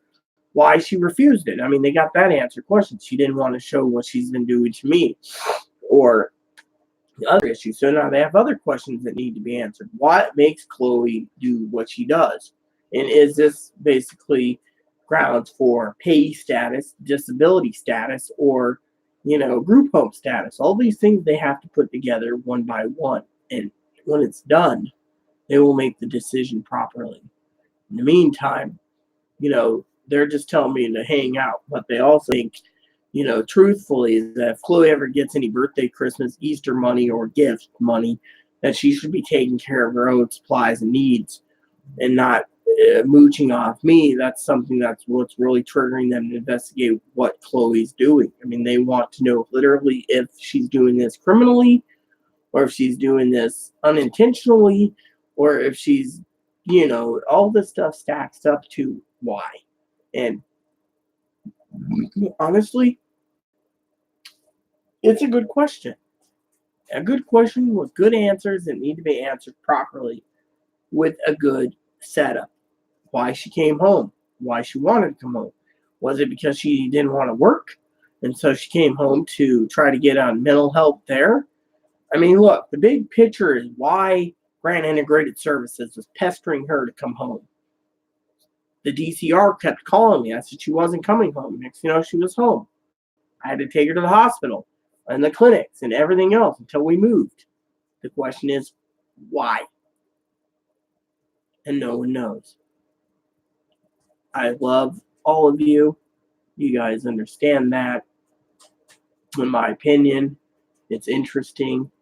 And again, I just wanted to say to you all, we'll get some answers eventually, but the problem is like everyone says, between Social Security, family, friends, everyone, it's not my job to support. It's not my job to buy her ticket home. It's not my job to do anything. That's her family. Family wants her that bad, let her pay for it. But it's not my job to live in filth. It's not my job to support her with electricity and internet freely. It's like the Social Security lady said, she should earn the internet. She should earn her keep. If she's not bringing in anything, she should earn. Consider it like taking care of me while waiting for disability. She can't even do anything. All she wants to do is complain and be depressed. I want a job, or I'm too disabled, or I need whatever. Again, it's all about me's, and they're looking at that aspect. Is it narcissism? Is it borderline? Is it bipolar? Is it schizophrenic? What is it? Why does Chloe want to be taken care of? All these things. And, with me, it's too hard. It's too bad. And so we'll come to that in another day. Maybe we'll have some answers soon. That's what I'm hoping, So, enjoy your videos. Like I said, I'll update you maybe tomorrow. Please add and subscribe. Please post comments. Please leave feedback, suggestion. Hit that like and subscribe button. It's wholesome fun for your families. Hit that bell notification. It's new content. Will be updated all the time. It's wholesome fun for your Dutch Dwarf bunnies and your service Shih Tzus and Lhasa Apsos. Thanks for watching, everyone. Captain's Log out. NCC 77246. This transmission ends now. Make your dinner.